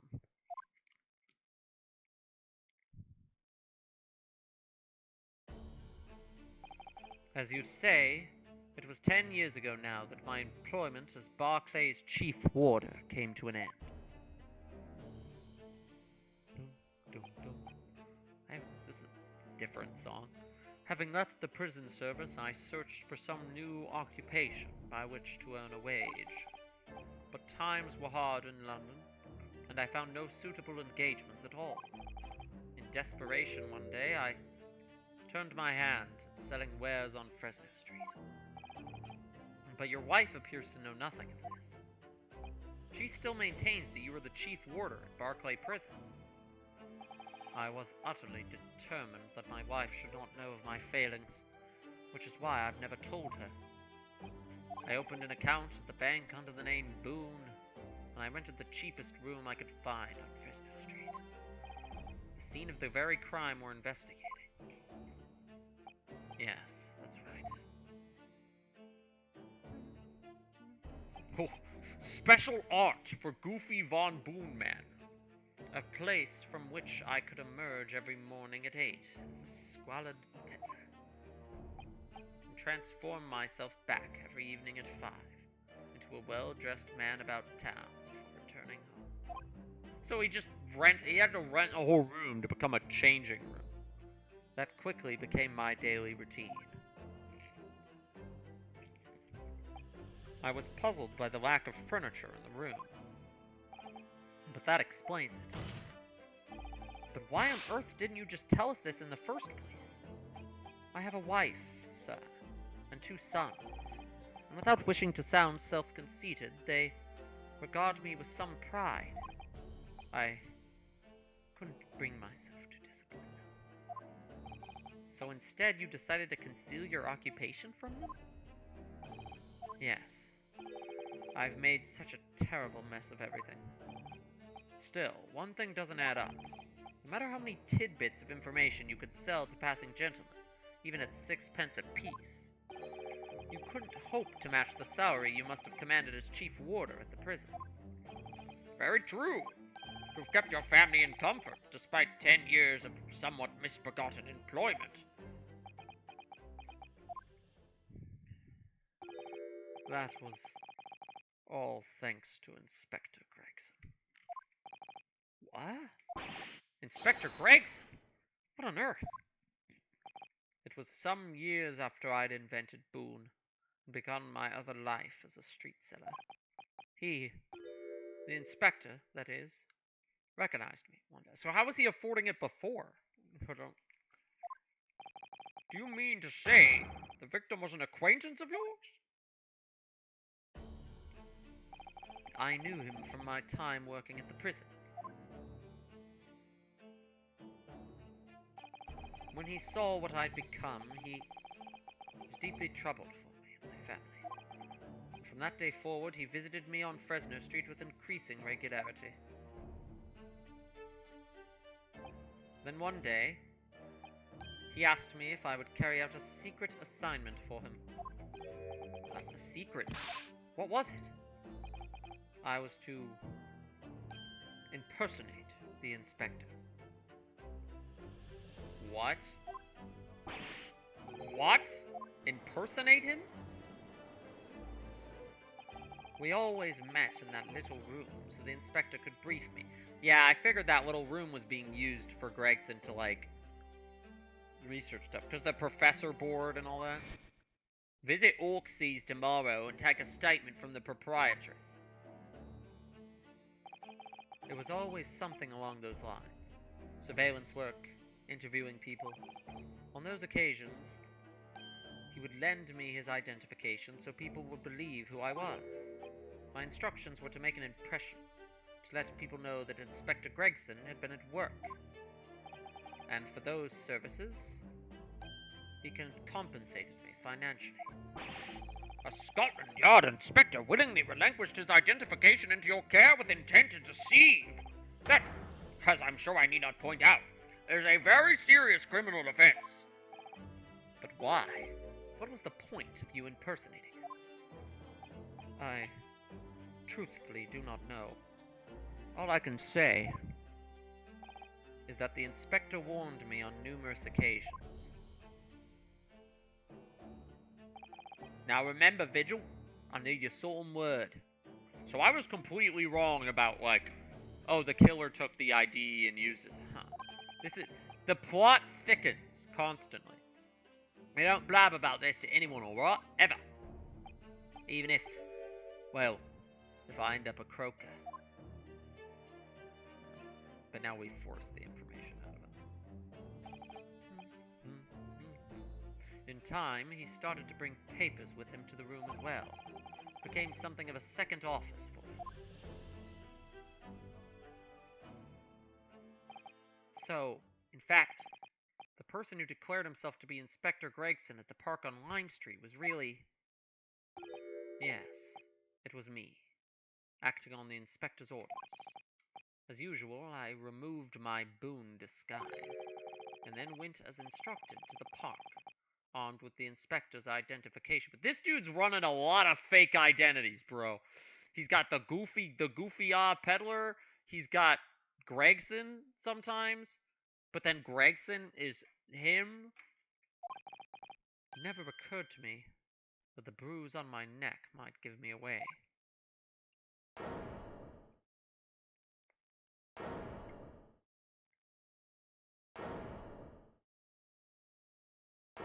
Fortunately, this doesn't really, like, prove that Von Zieks didn't kill Gregson.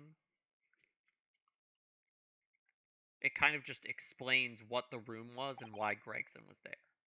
Well, it would seem this confession completely destroys the defense's case. explain yourself, Prosecutor Asogi.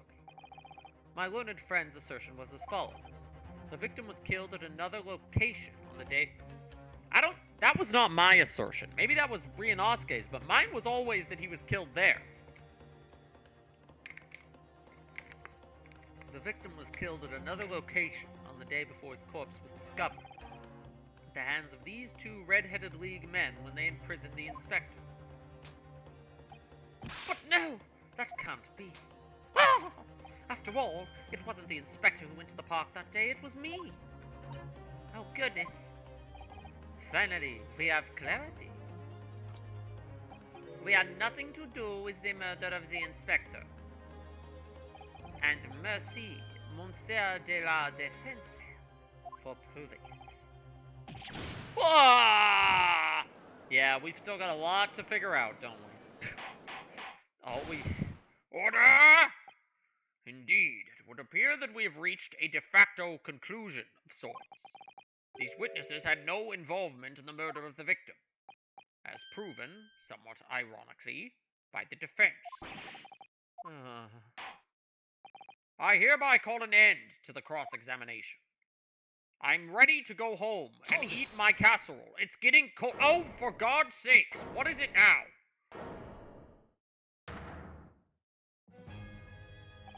Pardon me, my lord, but with your permission, I would like to pose one further question to the witness. Kazuma? What question, counsel? It concerns the events of 10 years ago. I believe you would have been present at a very significant execution that was carried out at the time. 10 years ago. He's asking about the professor. I want to know exactly what your involvement was. Oh! Answer me, man. One moment, counsel. Is this related to the current case? Naturally. It is the prosecution's belief that this case and the events of 10 years ago are inextricably linked. Does the defense concur, counsel? Kazum, you're not yourself. You're not as calm and collected as usual. Poor Kazuma-sama, no wonder he's acting this way. Mr. Vigil's memories of what happened 10 years ago would tell the tale of Genshin Isogi's last moments. His own father. I know. I do understand that. But even so... Kazu... Prosecutor Isogi. Do you genuinely believe that this question requires an answer in order to learn the truth behind Inspector Gregson's death? I need you to trust me. Please. Very well. Then the defense has no objection. I see. In that case, you will answer the question, witness.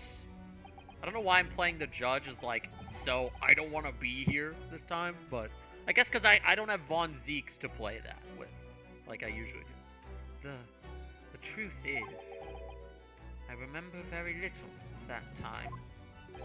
You've forgotten? I'm sorry to say, yes. As I said, I resigned from my role at the prison 10 years ago.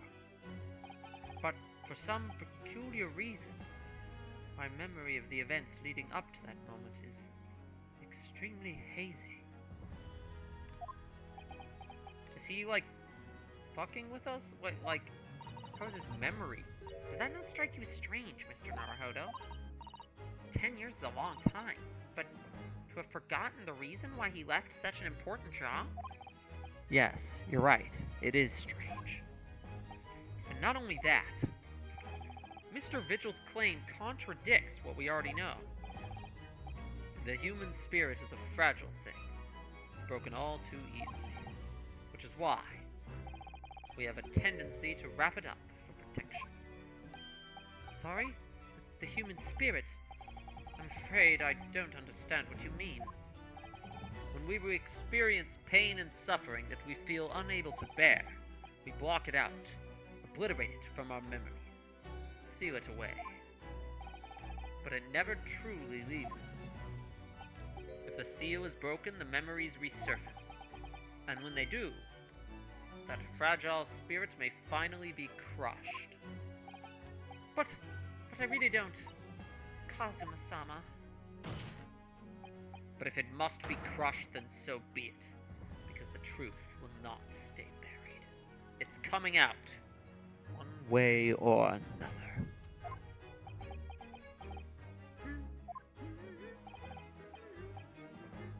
Now I understand it's clear what the intentions are. I mean, through expose the truth at any cost.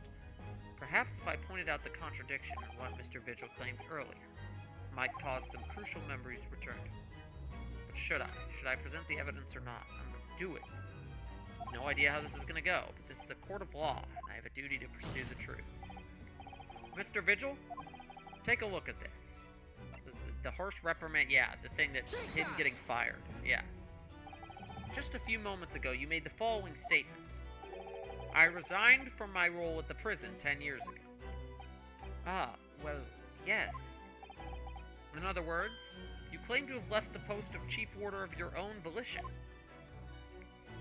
Well, yes, of course. Why?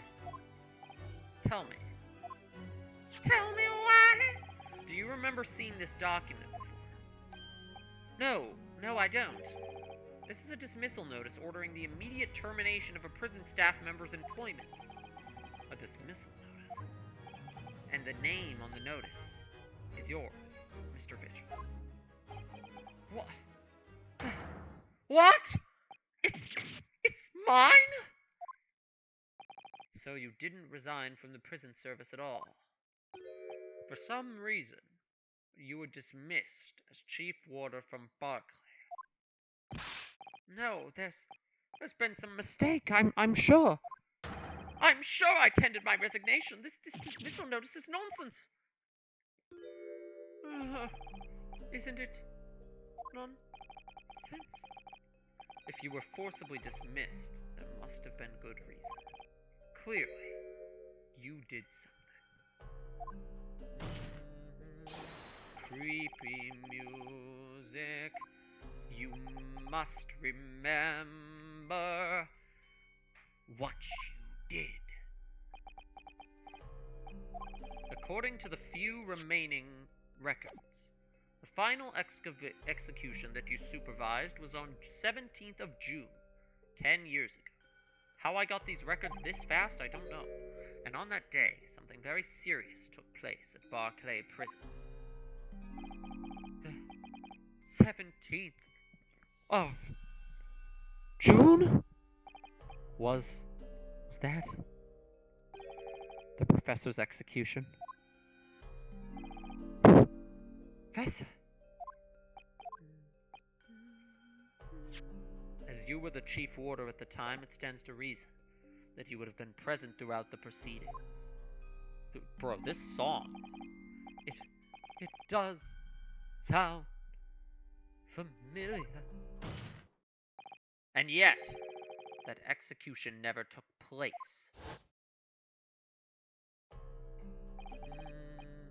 The convict, ostensibly executed later that day, earlier that day, later reemerged from the grave. The convict came back to life? In the cemetery in the middle of the night, there was a witness. However, the witness claims that a moment after he saw the convict clambering out of his grave, a gunshot rang out from over his shoulder, and the bullet pierced the professor's chest, killing him instantly. Those may have been the professor's actual last moments. Yes. Seeing as you were in charge of overseeing executions at the time, you must know the truth about what really happened. It's in your head, somewhere, deep down. Did he shoot the professor? Well, Chief Warder Daily Vigil, I know there are memories in your head that can explain what happened on 17th June, 10 years ago. And now it's time for you to drag them up. Ah! Ah! Mr. Vigil.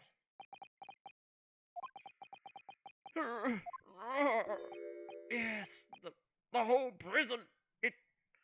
It was complete chaos. The prisoner escaped. He was killed in the cemetery. The shocking news ripped through Barclay like a hurricane. What? Wait, he escaped? I thought they faked his death. He escaped? Order! Order! Order! Do you mean to say, Mr. Vigil, that your memories of the time have returned?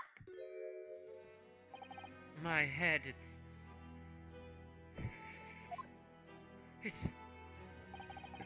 like some floodgates have been opened.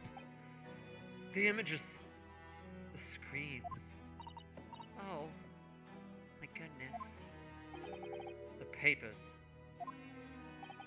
There were reports, articles about a man who'd seen a ghost.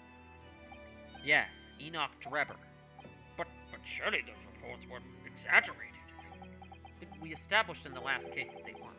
There were traces at the scene. Traces of what? In Lowgate Cemetery, at plot number 139. Blood. Lots of blood. That's where the man was buried, of course. Obviously, something terrible had happened there. I thought you said he escaped. He escaped the burial? He escaped the prison? The depths of conspiracy and depravity from which this tale is emerging are quite staggering. I've reviewed the police records from that time extensively.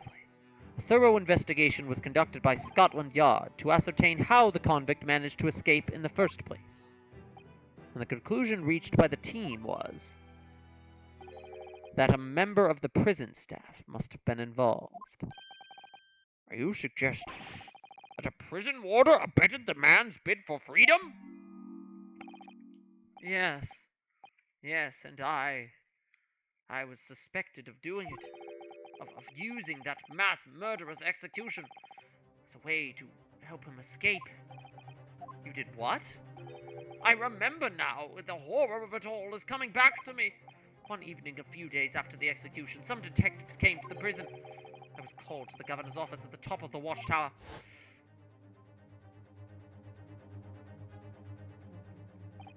I'm sorry, Davy. This is a serious business, but I can't help you now. As chief warder, you were responsible for overseeing the execution afore, eh?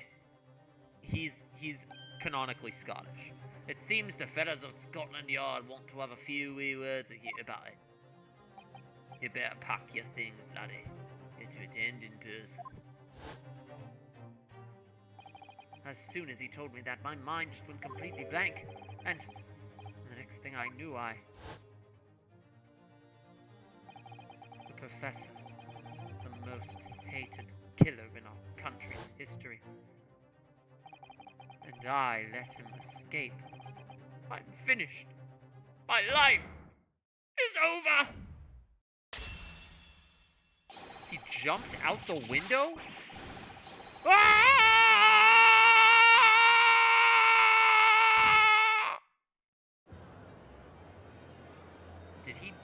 Did he try to commit suicide? Order! Bailiff, fetch a doctor at once! Court is adjourned for today with immediate effect. I can't process any more of this. I need to go home. With Mr. Vigil's collapse, proceedings came to an abrupt end for the day, once again overshadowed by the legacy of that notorious killer, appearing like a cursed ghost ship on a foggy ocean. Lord Van Zeeks, Mr. Vigil, Cosima, and Gregson, all of them bound by invisible chains anchored to the same wreckage in the murky depths of the past. But the miraculous light that had been trying to cut through the gloom and shine on those tragic events was playing on the edges of the truth at last.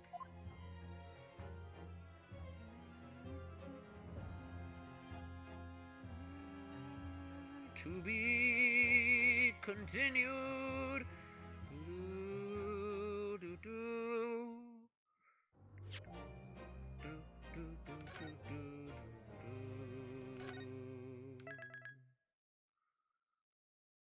Twisted Karma. Oh god, there's still more to go of case 4. Alright. I know case 5 is supposed to be kind of like we're in the end game. Cases 4 and 5 are going to be connected, but I wasn't sure. I'm like, okay, where does case 4 stop? I assume we're going to figure out who killed Gregson. That's going to lead into case 5. But oh boy. That was a tale of woe, wasn't that?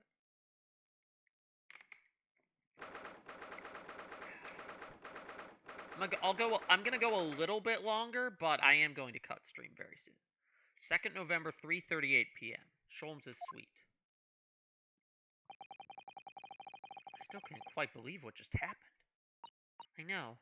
I inquired with the bailiff after the court session was adjourned, and it seems Mr. Vigil was taken to hospital to recover. Right.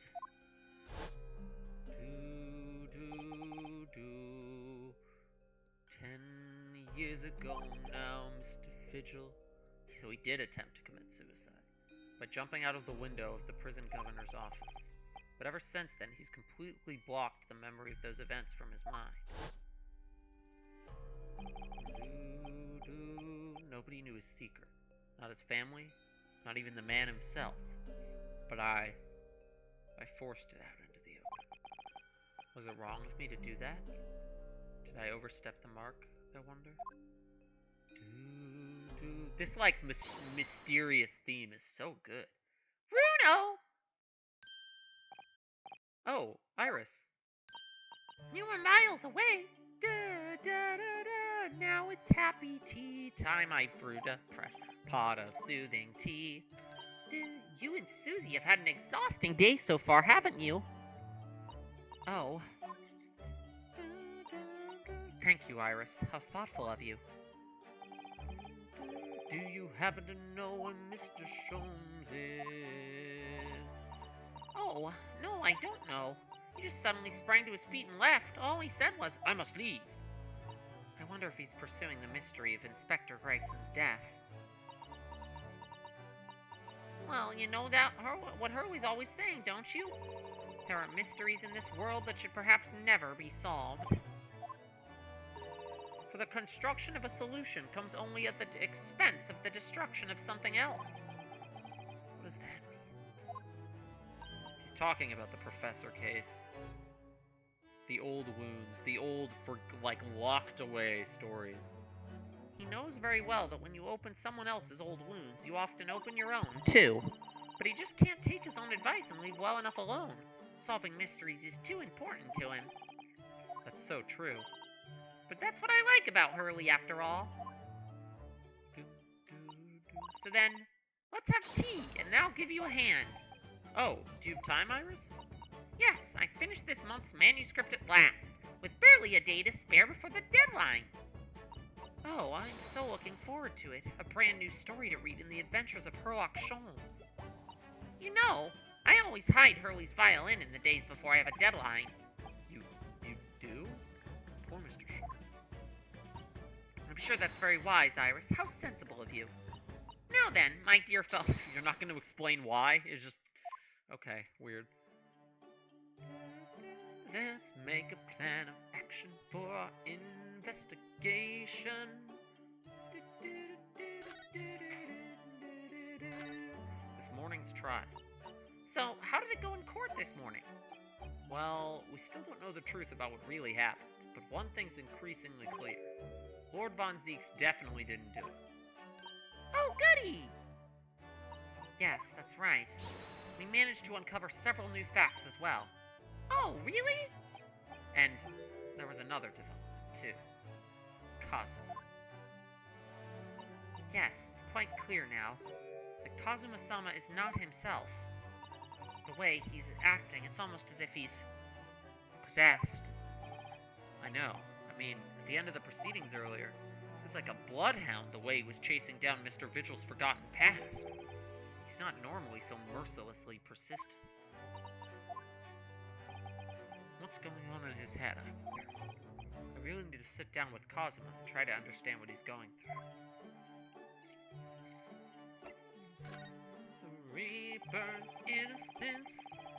If Gregson was really murdered the day before his body was discovered, then Lord Von Zieks has to be innocent, you see. What? The day before? Well, that should be easy enough to work out just by examining the corpse, surely. Yes, you would expect so, but curiously, no time of death was included in the autopsy report. That is curious. There are still unanswered questions about Lord Von Zieks, though, aren't there? Ah, do you mean... I mean, what was he doing there on Fresno Street at that day in the first place? Well, according to the man's testimony, he said he was investigating Gregson, didn't he? And it turns out that little room was actually the inspector's secret office. Ooh, this sounds like it has all the makings of a wonderfully devilish plot. But then why was that notice board in there covered in all these particular papers? Papers about cases with a link to the Reaper. I'm starting to get a bad feeling about all this. Oh dear, that sounds more like something horribly devilish. Sounds like something... The emphasis the word horribly, because it's separate from the last one where it was delightfully devilish. This sounds more like something horribly devilish. We must start by looking into Inspector Gregson's movements of late. Gregson's movements... I never imagined... I might have to be investigating... Yeah, we need to, retrace Gregson's last couple of days. We thought we were on the verge of doing that, but instead we just uncovered all the daily vigil stuff. Well, according to the entry in his diary, he was carrying out an incognito investigation of the Red-Headed League the day before his death. Oh, you mean he was doing the same as Hurley? Well, Mr. Sholmes was trying to apply, whereas the inspector was supposed to be investigating. I do wish it had been the other way round. Anyway, as it turns out, the inspector who went to investigate the Red-Headed League that day wasn't actually Gregson at all. Yeah, okay. Thank you for recapping everything. Alright. That sounds like establishing an alibi.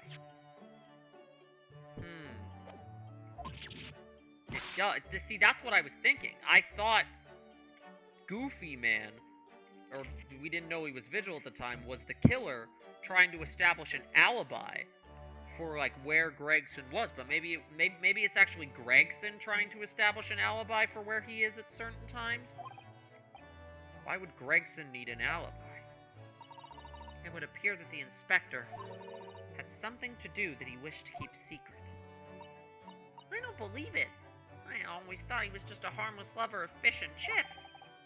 But perhaps they were seasoned with something a little more potent than salt and vinegar. I think perhaps we should try to move away from food analogies. Well, anyway, if Lord Von Zeeks felt the need to investigate Gregson, yes, I agree. We must try to find out what he knows. Mr. Vigil's condition. Vigil, you say? Isn't that the name of the lady who came to visit Hurley yesterday? That's right. To ask Mr. Sholmes if he would help her to find her missing husband. Only Mr. Sholmes completely passed the buck to us. Actually, didn't you say that Mr. Vigil had been taken to a hospital? Do you know which one? Ah, it's St. Sinners, the only hospital that characters in this game ever get taken to. Yeah. That's amazing, Runo. You found the lady's husband already. Well, I suppose I have. By accident. And 10 years ago, while Mr. Vigil was the chief warder at the prison, he was responsible for overseeing the professor's incarceration. No! So when the convict escaped, he was held responsible and immediately dismissed. Ugh.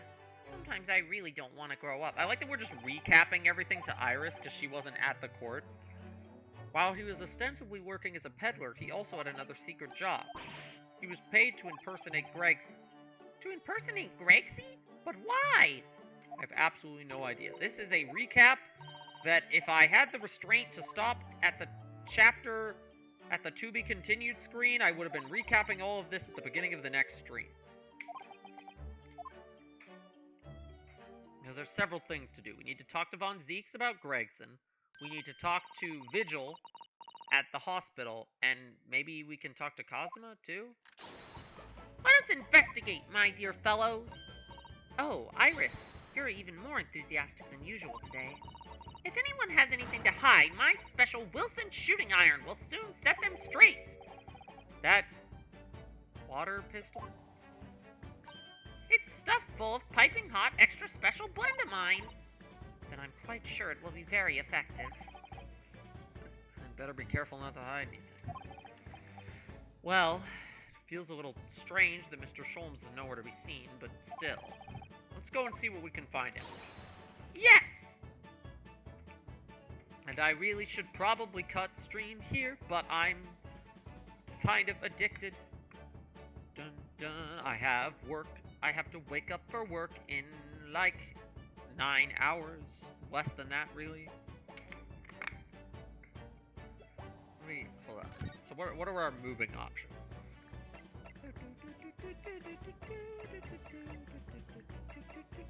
The Lord Chief Justice office. What is in the Lord Chief Justice office? We were gonna go for a little longer. Just a little longer. Just to talk to Cosmo. 2nd November. Can you tell I'm addicted to this game? We will definitely be playing more this week. I'm not sure if it'll be tomorrow, but if it's not tomorrow, it'll be Thursday, you know? 2nd November. British Supreme Court, Lord Chief Justice's office. No arguments, Prosecutor Asogi. You will continue with the trial exactly as I instructed. Is that clear? Perfectly. It's Kazuma-sama, defying Lord Strongheart by the sound of it. He never did know when to back down. There, here again. On your way now, Asogi. I can tell. Yeah. My lord.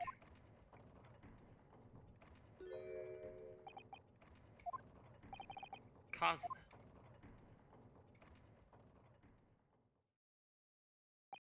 He left without saying a word. I wanted to talk to him. I don't care about Strongheart. Okay. Yes? What are you doing here? Oh, well, I was just hoping to ask you a few questions, if you wouldn't. What questions are we asking? I don't know why we came here. I wanted Von Zeke's trial concluded today.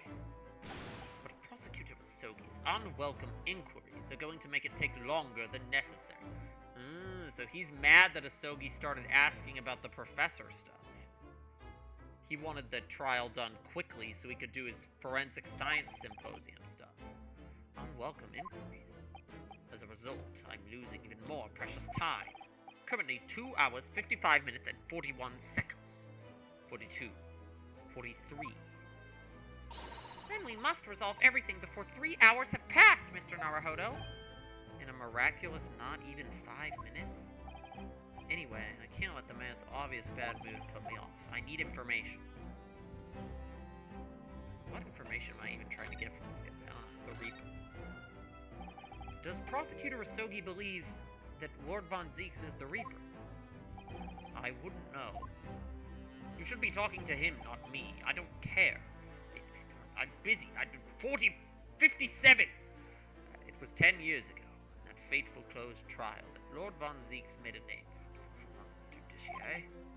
The next trial he fought, he lost. It meant the ringleader of a criminal organization was acquitted, thanks to all the jurors being under duress. But that's awful. The man's freedom was short-lived. He lasted just 3 days. Yes, let me see. He died in a rock slide at his place of work, I believe. Correct. That was the inauguration of the Reaper of the Bailey. And people, believed Lord Von Zeeks was responsible? He was brought to trial himself, but it was shown to have been an accident. So he must have had a solid alibi.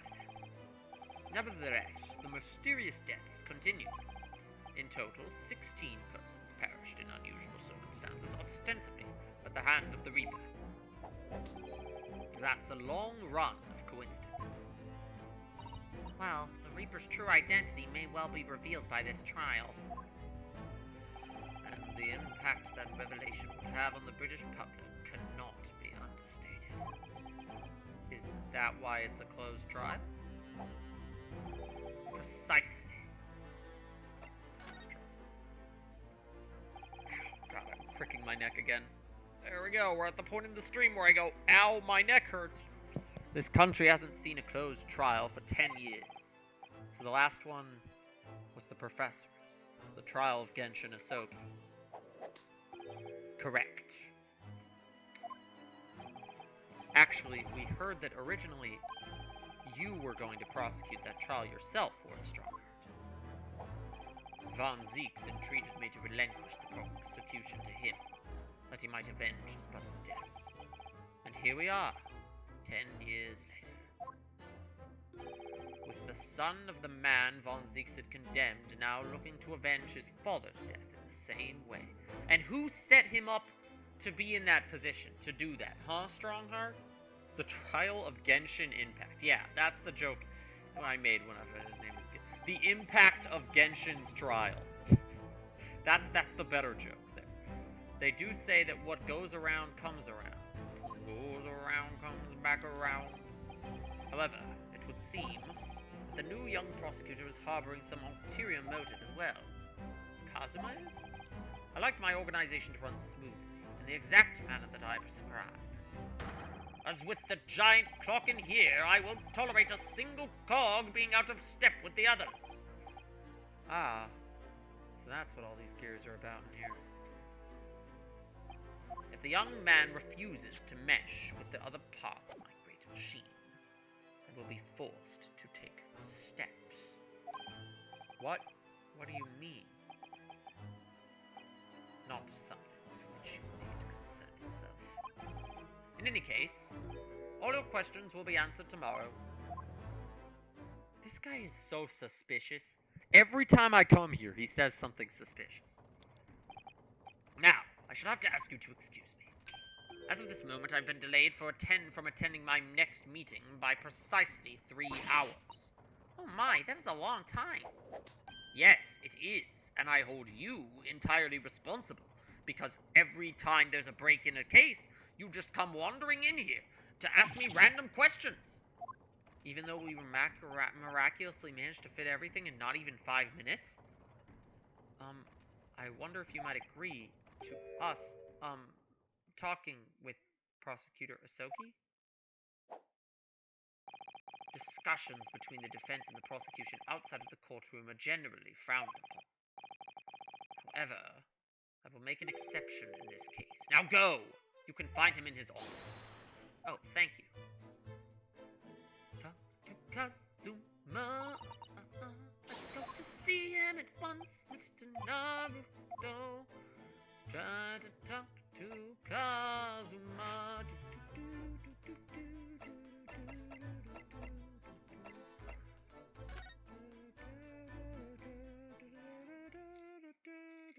Oh, he's just in Von Zeke's office. Yeah, that makes sense. So this is the office of Prosecutor Asogi now, is it? There's a little model of the crime scene there. Kazuma-sama is doing so well for himself. Even though he's always forced to kneel on the floor Japanese style in that dark corner. It's his habit to sit Saiza style wherever he's working. Well, it looks like our journey here was wasted. The prosecutor appears to be out. Perhaps we should discuss things with another prosecutor we know first?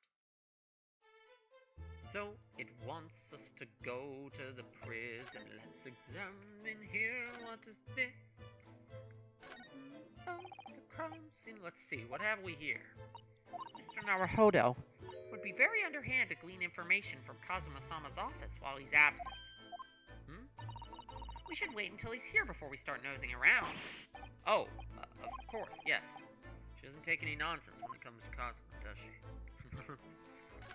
No nosing around.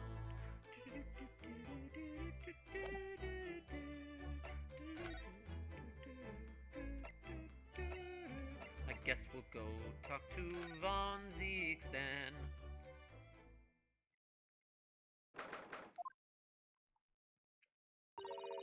Lord Von Zeeks is reading. Look. He doesn't seem like he wants visitors, does he? But he must have noticed that we're here, surely.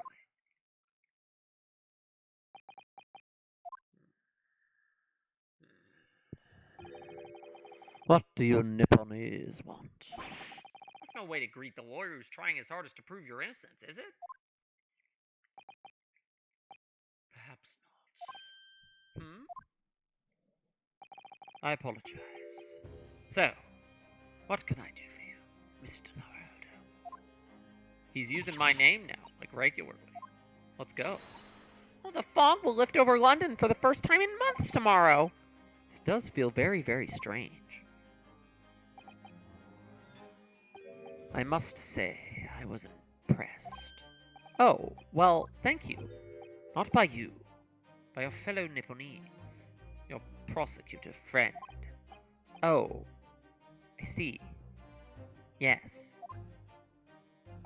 It's sardonic, don't you think? For a man such as me, so loathing of the Nipponese, to be entirely at the mercy of the two of you. I suppose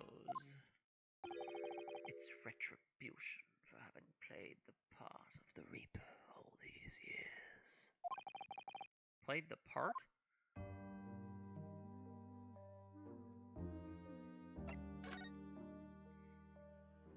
The Reaper's identity. You once told me that you gladly allowed people to believe you were the Reaper, because it helped reduce the amount of serious crime that took place in London.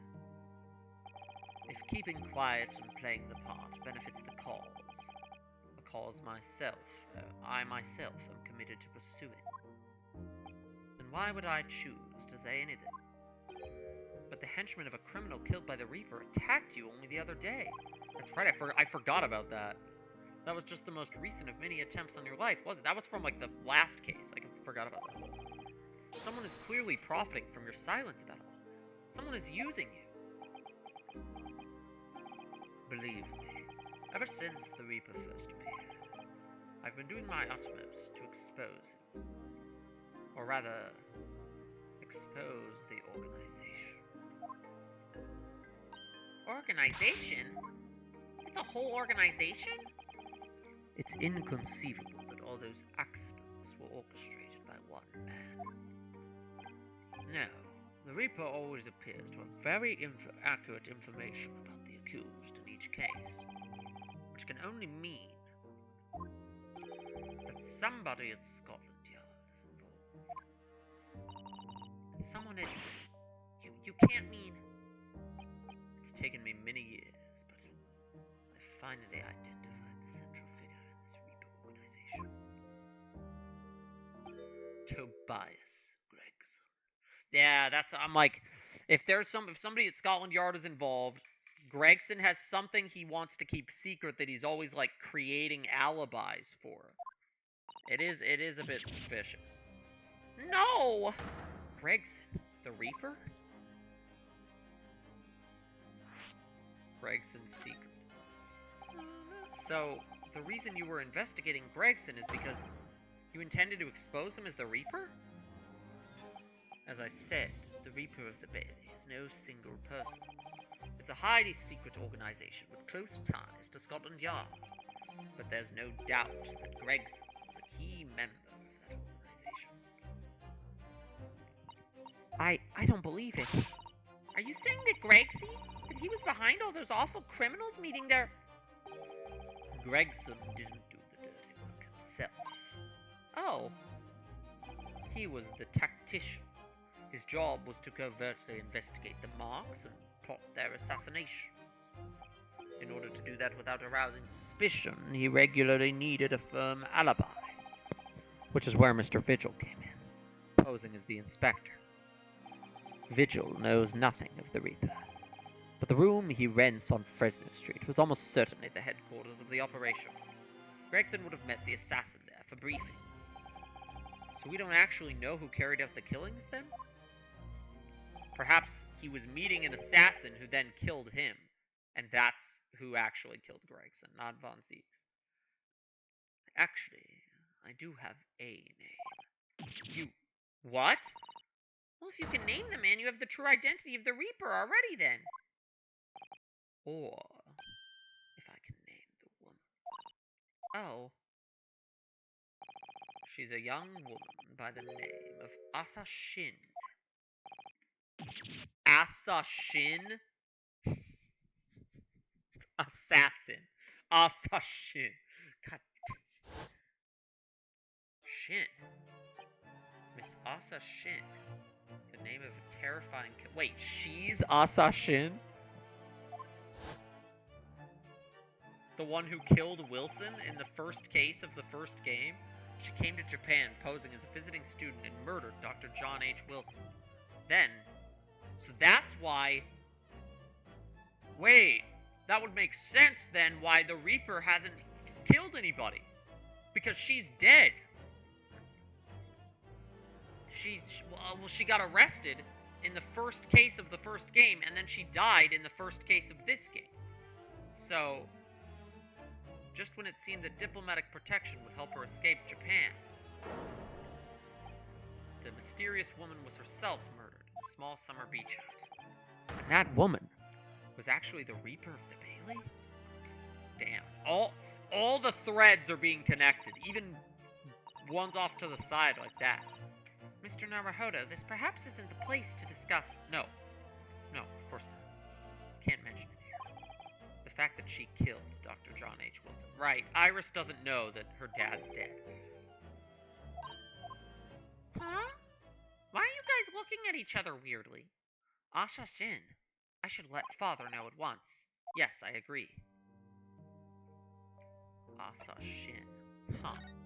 So she's connected to the whole Reaper of the Bailey thing. Interesting. Kazuma, isn't it? Kazuma Asogi. You say he's a friend of yours. My best friend. He's the whole reason I got to come to Britain. It was all on his merits. I have nothing but respect for him. Yes, I understand that only the very best students are selected for such opportunities. and I had a fine demonstration of how sharp he is in the proceedings earlier today. He missed nothing.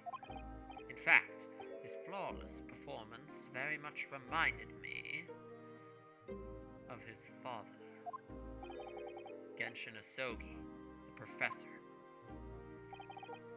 It's true that the aristocracy at the time was the root of numerous grave societal problems. They were abusing their power, playing with the common man as pawns in politics, in economics, in war. In many ways, Asogi was carving out a canker from society that we British couldn't deal with ourselves. I see. But that's precisely why it makes no sense. Clint von Zieks was a noble and upstanding man. He wasn't corrupt. Why did that damned Nipponese have to go and take my brother's life? In spite of having once saved mine. Oh my god, more lore! More lore! Every time we visit him in the prison, we just get the lore. He saved your life. How did that happen? It was 10 years ago now, on a foggy night. What was to be the professor's final strike had sent a wave of panic through the capital. So Quint von Zieks had already been killed at this point. Genshin and I were walking down some back streets at a late hour. Of course, at that point, I had no idea of the true nature of the man at my side. All of a sudden... Don't make a peep. You're coming with us. Ooh. Young Von Zieks with Genshin. Genshin Impact! Ho, ha, ha, ha! All of our assailants were armed with their pistols, their faces obscured by scars. Clint was not only from noble heritage, he was a brilliant prosecutor as well. The scum of London hated the sight of him, and they had no sympathy for his younger brother either. I'd been targeted several times before already. Yeah, it's Von Zieks alright, we've got him! I could hear them murmuring amongst themselves. I knew they were after me, but just when I thought my time had come. If I let them kill you, Clint would never forgive me. It was Asogi's voice, just a whisper in my ear. Huh. After that, I don't remember exactly what happened. Next thing I knew, there was silence all around. Genshin lay on the cobbled street. Blood was seeping from his left hand. He'd shielded me. I don't know enough about Genshin Impact to make a connected joke here. Also, this is very serious. Very serious case. With very serious lore. Give or take a few red-headed gangs. I really, that does not need to be my stream title anymore. Uncovering lore in GAA. 2 days later, they arrested him on suspicion of being London's most notorious mass murderer. This was 2 days later? How awful for you. All at once, I lost the brother I revered, and the forward friend I held in such high regard. I'm so sorry, Von Zieks.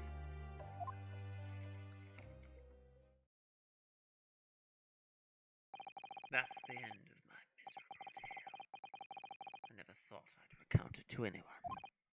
Well, thank you for confiding in me.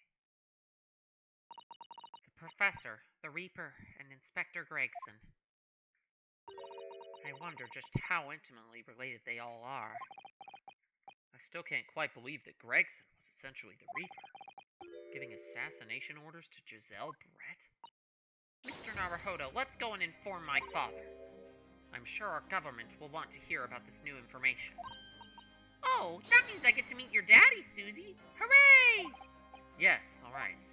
Let's head back to the Great Waterloo Hotel then. Okay, so we're gonna go talk to, Susato's father. Alright, haven't talked to him in a while.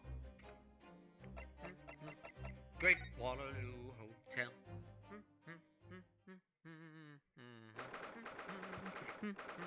I really should be going to bed. I thought it yesterday, and I think it again today. This place is so princely. It's a wild guess, but I have a feeling you'll think the same tomorrow, too. My tea is a finer fragrance than whatever they're serving in the tea room here, though, wouldn't you say? Ah, look who we have here. This is an unexpected pleasure. It's the one character I don't have a consistent voice for. Ah, Father. Oh, is this your daddy, Susie? How lovely. What a charming young lady. And you are? Ah, really? So you're the author of The Adventures of Sherlock Holmes, are you? That's me, Iris Wilson, at your service, sir. Susie's been such a wonderful friend to me over the last year, you know. Well, Miss Wilson, I must say I read your work regularly and with much interest. See, he knew her dead father, so. Iris actually lives with Mr. Sholmes, you know, Father. Is that so? Well, perhaps that goes some way to explaining that bright look in your eyes. Hee hee. You wouldn't be smiling so airily if you knew just how bright she is, believe me. What? Now then, young Naruhodo, it was a pleasure seeing you in action earlier. As an invitee of the symposium, I was allowed to observe from the gallery, after I'd twisted some arms. And I must say it was a truly exemplary performance. Oh, well, thank you very much. Although I'm fairly sure you admitted by Cosmo on the end there. Still don't know how this guy and his friend are connected to everything yet. Clearly they're connected more so to the professor case than anything going on right now, but... No, please, don't misunderstand. It was you who impressed me. Really? You didn't miss a step against Asogi, and we all know how capable he is. Really, to have matured into such a fine defense lawyer in less than a year is quite extraordinary. It's very kind of you to say so, and really nice to hear. This guy's like almost too... I still don't trust you, buddy. Still don't trust you. What I saw in court today confirmed what I'd been hoping for. The favor I mentioned yesterday, Miss Naruhodo, I trust you haven't forgotten? Oh, no, you did mention something, didn't you? Yeah, he never actually got to ask for the favor. No, I want to know what he wants to talk about. Okay, he's just gonna keep changing the subject. I wonder where Judge Jigoku has gone to. The other friend of his that came. Head out. Good night, Casey. Yeah, where's Judge Jigoku? I'm gonna read this and then I'm mumbling. I'm mumbling to myself already. I mean, I'm gonna read this on a cut stream. It's definitely time to go. It's definitely time to go after this conversation. I haven't seen Judge Jigoku for a while. Have you? Guilty! Ha ha ha ha ha! But that guilty is still ringing in my ear. No, now you mentioned, I haven't seen him since this morning either. I suppose since the symposium's opening was postponed, he'll have gone to explore at the Great Exhibition. That reminds me of something. About Judge Jigoku once having been on the dock himself? Ah, yes. It was all tied up with that accursed trial. The professor trial! It was like half of my lore is just getting lore dumped at about the professor trial. Sashiro was trying to mitigate Genshin's guilt, so he took the stand to testify. But he got a little carried away, and, he actually managed to break the witness objection, and he breaks the desk. Oh my! He also said some contemptuous words about the British Empire, for which he was charged. Oh dear. Well, it was all alright in the end. He was acquitted, and we returned home to Japan together. Thank goodness. Oh yes, talking of Sashiro, I have a copy of the photograph we all took here together yesterday. Please. Interesting. So we're gonna get this picture in the evidence logs? I wonder what we'll be using that for. None of us had any idea what was coming when we took that, did we? No, that's so true. I mean, they didn't meet Greg. They don't even know who Gregson is. About the Reaper. Father, do you know about the so-called Reaper of the Bailey? I've heard rumors. Some members of the judiciary explained it all to me yesterday. Of course, when I was a visiting student here in London, the Reaper was yet to emerge. Right, he didn't appear until after that case. Yeah. Lord Von Zeeks was in the dock today. That was Barak, the younger brother of Clint, I believe. That's right, and he's known throughout London as the Reaper, as you've heard. But the truth is, it wasn't him behind all of those mysterious deaths. It was somebody else. I see. So what you're saying is there's been a professional killer at work here. Exactly. Someone by the name of Asa Shin. In fact, Assassin. I beg your pardon? Did you say Asa Shin? You mean that Giselle Brett woman who was responsible for killing my great friend? Oh no! A friend of yours was killed? Professor Mikitoba, I think perhaps we shouldn't discuss this right now. As the friend the professor is talking about is Dr. John H. Wilson. And that's not something we want Iris to find out about. Not like this, anyway.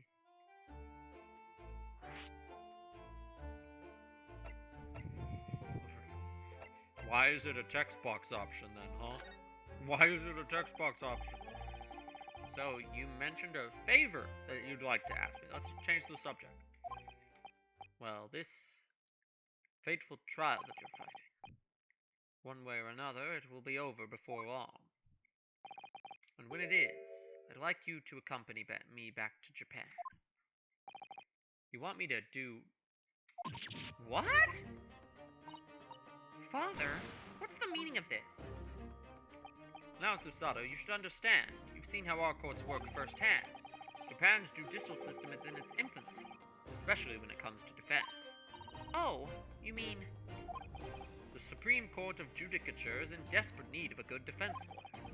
As soon as possible. Really quite urgently, in fact. But I've not even been in London a year yet. I've read all of Susato's reports. I'm well aware of your extraordinary talents. And having seen you in action with my own eyes earlier today, there's no question. You, Naruhodo, are precisely the man our country needs. So, you'd be leaving then, Bruno? But then, what am I supposed to do, Father? You came here to serve as Asogi's judicial assistant. Oh yes, she's supposed to be Kazuma's assistant. Our government is still in the process of deciding how best to deal with his situation, though. You've always chosen your own path, Susato, and I trust your judgment. In this matter also. Father? Please, the pair of you, don't look so downcast. It's merely a suggestion, you understand. A hope, if I'm honest. But I won't force you. All I ask is that you consider it, and come to a decision by the time this trial concludes. Yes. Alright. You won't leave, will you, Bruno? Thought hadn't even crossed my mind. Up until now, I've just been trying to do what I believe to be Kazuma's will. But it turns out that he's still alive, so... Where does that leave me?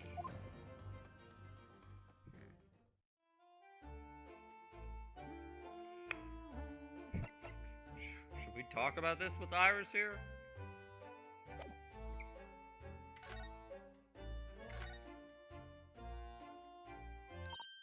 Ah! I've just remembered something. Biscuits! This hotel has the most delicious looking biscuits. That was rather out of the blue. She's doing this deliberately. I think I'll go and see if I can purchase some. I wonder, would you like to come too, Iris? Oh, yes! You just try to leave me behind.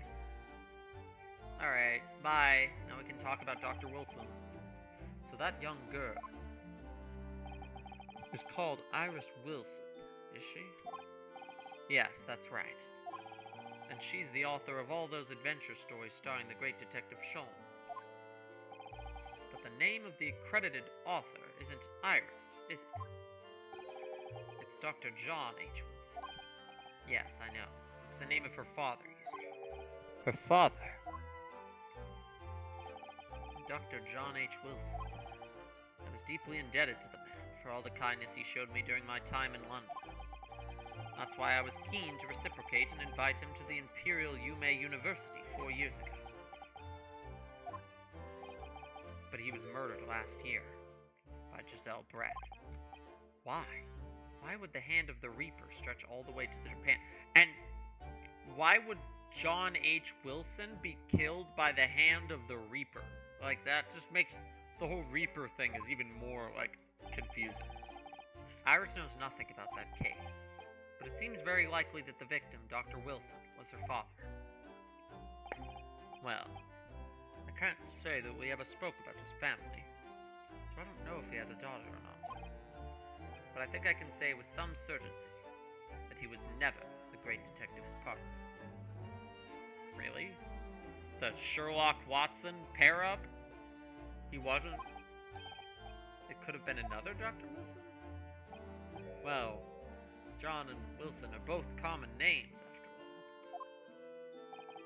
Still, it's probably best not to mention this to the young lady until we can be sure. That's what we thought, yes. And so none of us really know for sure whether that's actually Iris's father. I mean, I feel like the coincidence of it is too, but he was never the great detective. Weird. We're back with cinnamon biscuits. Ooh, they smell delicious, Iris. She wasn't making up the biscuits. I think cinnamon will go very well. Oh, now I want cinnamon biscuits. God dang it. I'm gonna cut stream and go, like, eat some midnight munchies before I go to bed. It's definitely time to...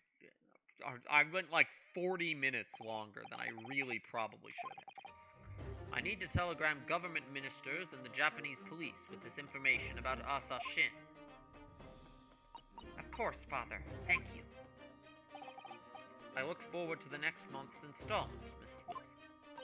Oh, good! And please do come to Baker Street sometime, won't you? We'd love to entertain you. I would be delighted. Best of luck for tomorrow.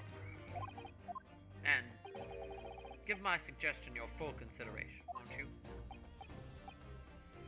Right now, I'm more suspicious of Judge Jigoku than I am of Yujin Mikotoba. Like, Mikotoba seems... If he's a villain, he's like ultimate mastermind playing. Back home. You know, Kazuma-sama has always meant a great deal to my father. I'm sure he'd love the chance to meet with him and talk to him about all of this. Yes, no doubt. Asa Shin. Of course! It's so obvious! Oh, that was Asa Shin. Of course! It's so obvious! How could I have neglected to consider the possibility before now? Ah, Mr. Sholmes. Hurley, where have you been? Why, I joined you all for tea, of course. What an extraordinary question. I didn't notice you at all. No matter, no matter. Anyway, to more pressing concerns. Mr. Naruhodo. Oh, yes? I must dispatch a telegram to your country at once. It is a matter of much urgency. To Japan, you mean? Tell me, to whom can I entrust the task? Quickly now, who? My father has just now left to send a telegram to the Imperial Police Bureau of Japan himself. I see. Well, he looked reliable enough for a bearded fellow. I don't think what father's sports can be considered a beard, Mr. Sholmes. There's not a moment to lose. Kindly ask your trusty, unshaven father to see this is sent. I will, but what is it? No questions at this time, if you please, Miss Usotta. All we can do is pray that for once my deduction is awry. What is happening? Doesn't that imply your deductions are normally correct? They're usually... Now then! You may be surprised to learn that I am a very busy man. I certainly have no time to hide behind settees and eavesdrop on other people's conversation. Alright, so he was eavesdropping on us the entire time. So that's what joining us for tea meant. He was just lurking in his own house? What are you doing? I leave the sending of this in your hands then, my dear fellow. Goodbye. Wait a minute, Mr. Sholmes. He just sort of ran off, didn't he? What the hell is he doing? What the hell is he doing? Left the unpaid bill for his tea behind, too. Oh, he joined us for tea there. He was just eavesdropping on us at the hotel. I must catch up with Father at the telegraph office at once, and I'll run and call us a cab straight away. Alright, I'm being whisked into the next plot point. Great. Alright, well. We'll do that in the next episode, because because I need to go to bed. I need to be alive for work tomorrow, so that will be all for this stream. There will definitely be more of this either tomorrow or Thursday, maybe Friday at the latest. But there will definitely be more of this, because this case is scrumptious. Like I would say, in the last case was good. This one's this game is always topping itself. But yeah, arrivederci.